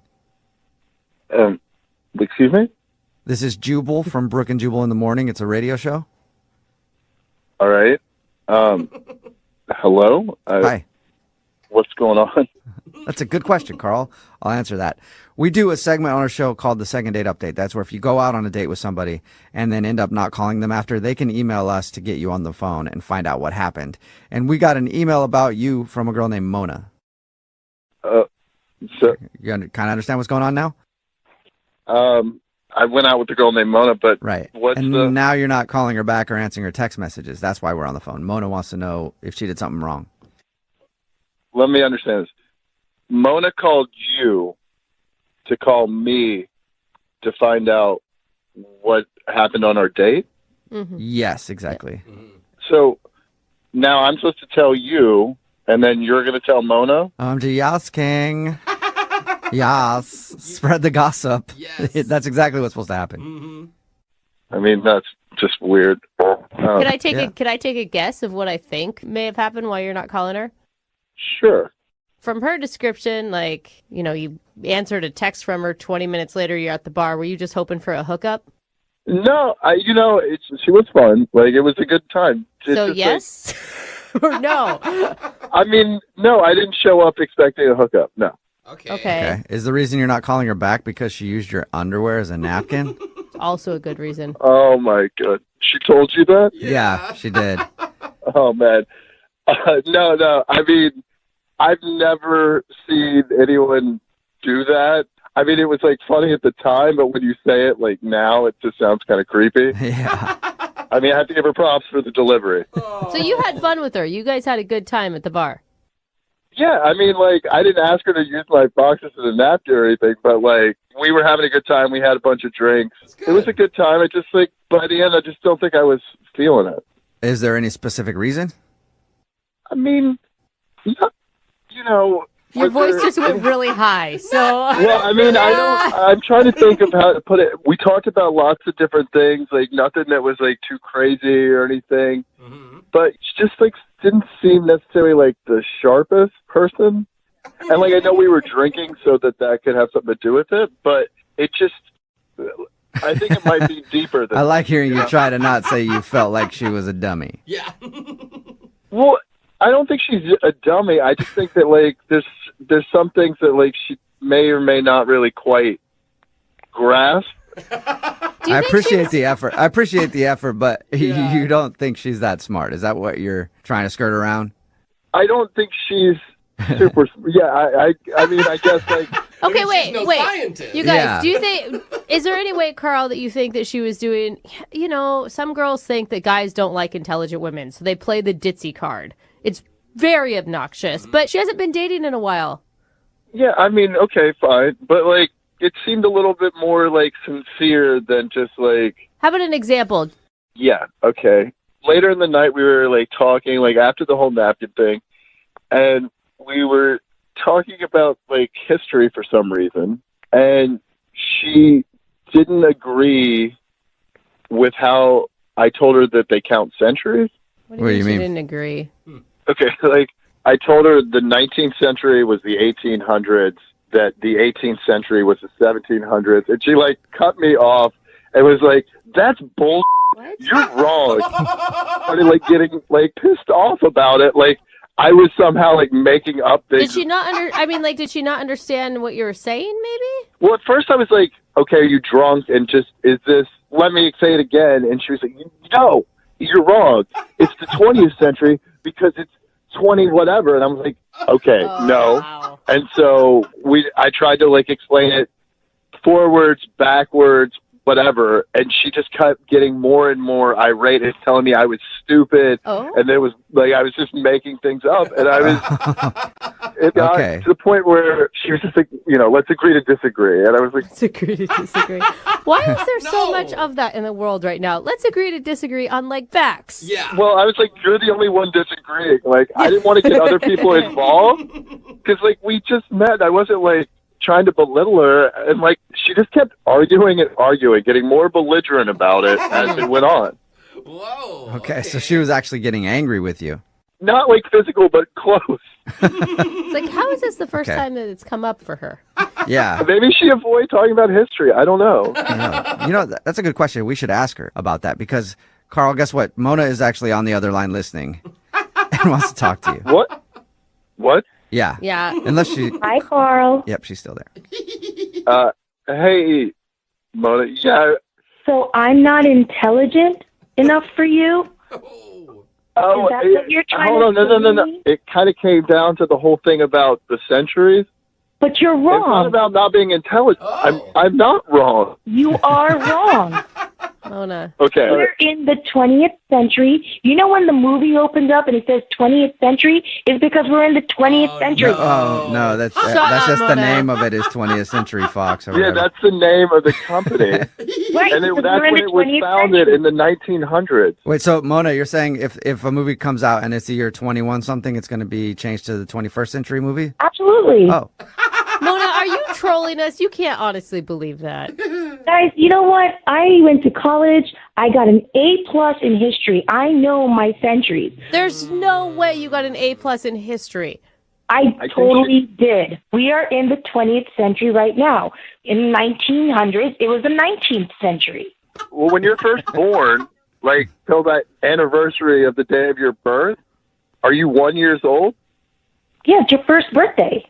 It's your first birthday, and then you're starting the beginning after your first year. You're starting on your second year, but you're not a year old until you're a year old. So how could you? Carl, are you hurting your brain right now because you're not making any sense? It's actually kind of making sense, though, Mona. You're not making any sense, Carl. We are in the 20th century right now. Because you see what I had to deal with? Like this, like when she was drunk, I thought it made more sense. But like this is, and I don't even think that it's a point of being wrong about it. Like I could see Mona, you not understanding it for whatever reason. But I completely understand it. What are you talking about? No, you don't. But no, you don't. I completely understand what I'm talking about. Mona, he's saying like the first century was the zeros, and then when we got to like the year. Wait, what? What are you talking about? Were you back That's then? why it's always off. Were you alive back then? You were not alive back then. You don't know. Neither were you, Mona. I say, Mona, if you're going to say that you don't know, then you weren't alive back then either. So how do you know? I did pass history? I mean, did you guys pass history? I don't think so. I didn't, but I passed like 4th grade history. That's when they teach you that. And he even knows that. Yeah, it's bad. Mona, have you ever tried to look it up, to like fact check yourself? Yeah, Google it right now. You know what, guys? Guys, stop. Just cut it out now. Enough. Enough is enough, okay? I know what I'm talking about. Is there anything that will change your mind at all?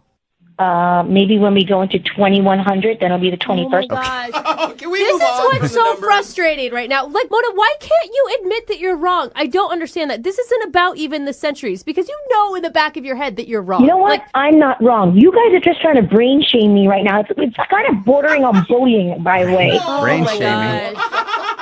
I've never heard of brain shaming before, but thank you, Mona. Carl, I got it. Yeah, we got to get off this conversation. This is frustrating. Carl, Yeah, get back to the 21st century. Bullies at this point. yeah, whatever century we're in right now. Bullies. man. Oh my God. Carl, would you like to go on a second date with Mona? We'll pay for it. I think she's just too feisty, and like I don't want to waste her time. Carl, you're intimidated by a strong, intelligent woman. That's all. I don't think that's it, Mona. That's all it is, Carl. Oh, yeah, you figured it out. All right, Mona, do you even want a second date with Carl? Not as somebody who doesn't know how to count. No. Okay. Well, then I guess it was a good second date update for you because we figured out the reason. There we go. There you go. All right. Well, thank you, Carl, for your time. And Mona, I appreciate you emailing the show and everything else. And I'm sorry if you felt brain shamed. Yes, thanks for listening. And I hope you'll be a listener until the 21st century and the 22nd century. I'm actually really surprised that the guy on the phone to do a second date update today isn't getting a call back because he's a bad boy. Oh. That's right. If you missed the first part of today's second date update, Frank is on the phone and he wants to call a girl named Jenna. And on their first date, he got pulled over, got into a physical altercation with a cop, and then took them on a high-speed chase down the freeway, which eventually ended in the car rolling over 6 times before he was taken into custody. God, his story has gotten a lot better in the last couple minutes since the last time we talked to him. Actually, he got pulled over after they went to the movies and then talked his way out of a ticket. Yeah. And then after he talked his way out of the ticket, when he got back in the car, she was very awkward and was hardly talking to him. Yeah. At the end of the night, when he dropped her off, he went in for a kiss. She said no. And then he asked if he could call her again. She said, okay. And then he called her again and hasn't heard a thing. Frank? Hey, guys. It would have sounded cooler if you would have done all those things that I said you did, by the way. Yeah, I guess. But, you know, I did something. Hey, next At least time. I did something. Yeah. We live to date again. The next date you go on, high-speed chase. Yeah, Gets him every time. punch the cop. Yep. Oh my gosh, Frank. All right, buddy, I'll do that. Yeah. Yeah, that's you guys give out such good advice. Really do. I mean, All right, man. I'm going to dial her phone number right now, okay? Okay. Here we go.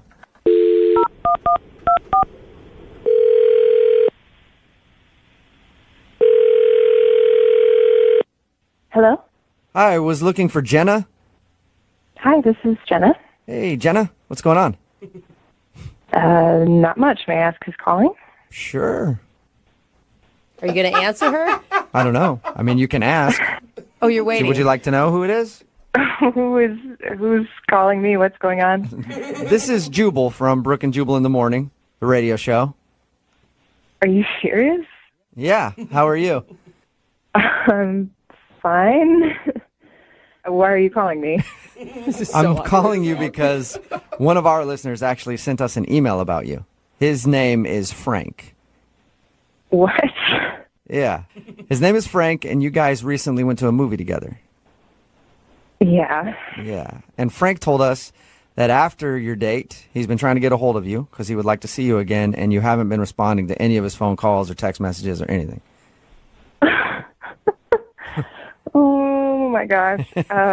So Frank asked us if we could call you and find out why you don't want to see him again. There's no way that this is real. No, this is 100% real. It's a segment we do on our show called the Second Date Update. Frank wants to know why you're not answering the phone. Oh my gosh. So are you laughing at the fact that a radio station is calling you, or just the thought of Frank? Just that he isn't taking me not calling him back and he's having you guys call me? That's very funny. Well, I think he knows that you've blown him off. Now he just wants to know why, so he figured we could maybe find that out. Do you mind telling us a little bit about your date? Well, you know, I mean, my date wasn't great, but I don't want to, talk behind his back, especially on the radio. Yeah, but it's really not behind his back if you think about it. He's the one that asked us to make this phone call. It's not like we're doing it out of the blue. Yeah. Well, maybe don't tell him this exact version, but I just can't go out with a guy that I don't respect. Whoa, that got more serious than I expected it to. I thought you were going to say he's got a weird haircut or something. Why don't you respect him?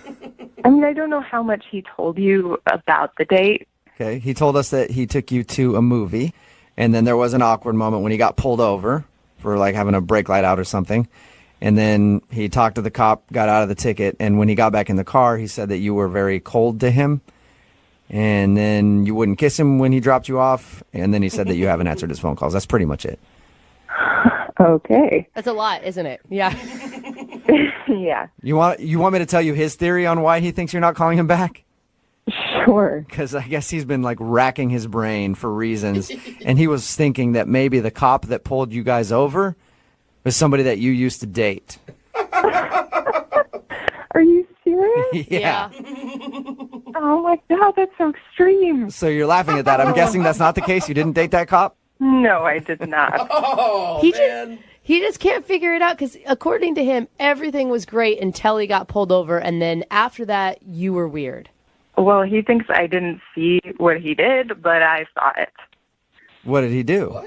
So we get pulled over. He immediately gets out of the car. I'm like, what are you doing? Stay in the car. The cop's freaking out. He's telling him to get back in the car. Really? Yeah. And then he starts like crying to the cop to get out of it. Like tears? Yes, he's like blubbering. He's like, please, officer, I'm on a date and I have all these other tickets and I just really need a break today. It was insane. I'm picturing a huge scene, like the cop with his gun drawn and him sobbing. No, I mean, it wasn't that dramatic, but they just like went to the back of the car and, you know, apparently thought I couldn't hear anything, but I heard everything. So was he, I mean, maybe he was legitimately crying. Some people get really scared and nervous when they get pulled over. No, because then he gets back in the car and he's all bragging to me like, well, I really, you know, smoothed my way through that, really talked my way out of that one. How impressive is this? So you know? He was telling you that when he didn't think that you heard he was crying? Yeah. Was he still in tears when he got in the car? No, I mean, he like, you know, wiped away his eyes, but he was totally, you know, all like smooth soccer, like, look what I just did. Why didn't you just call him out on it?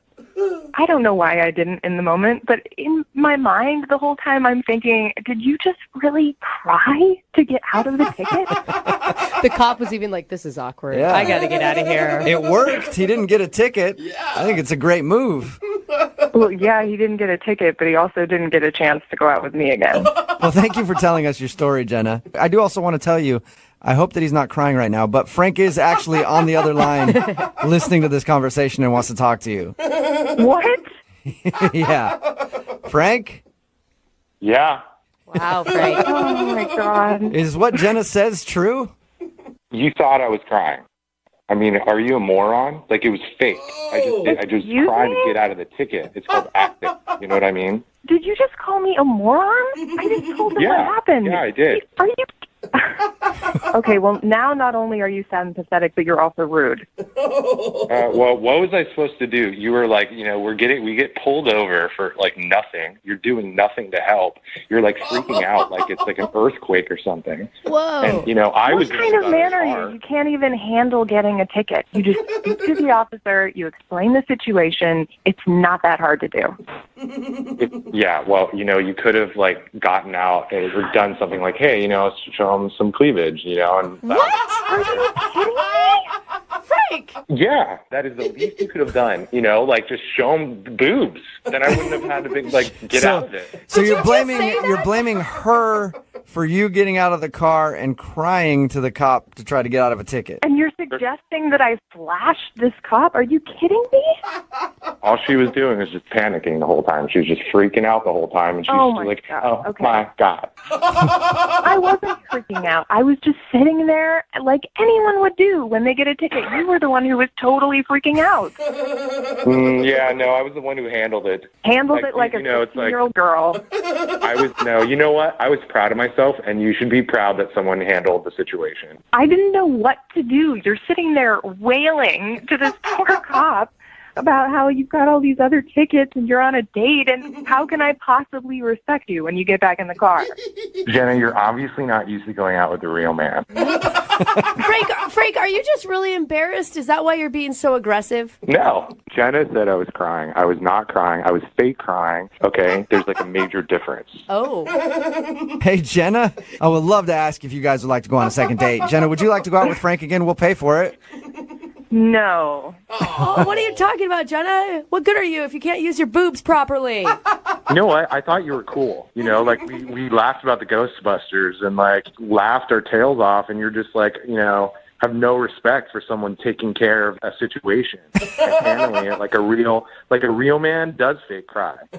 I've been saying that for years. Right. A real man will fake cry to get his way out of things. Like anytime anybody's been aggressive with me, wanting to fight in a bar or something like that, I cry and I run out, and that's what real men do. You want to handle this like real men? That's it. So that's a no, Jenna. No second date with Frank.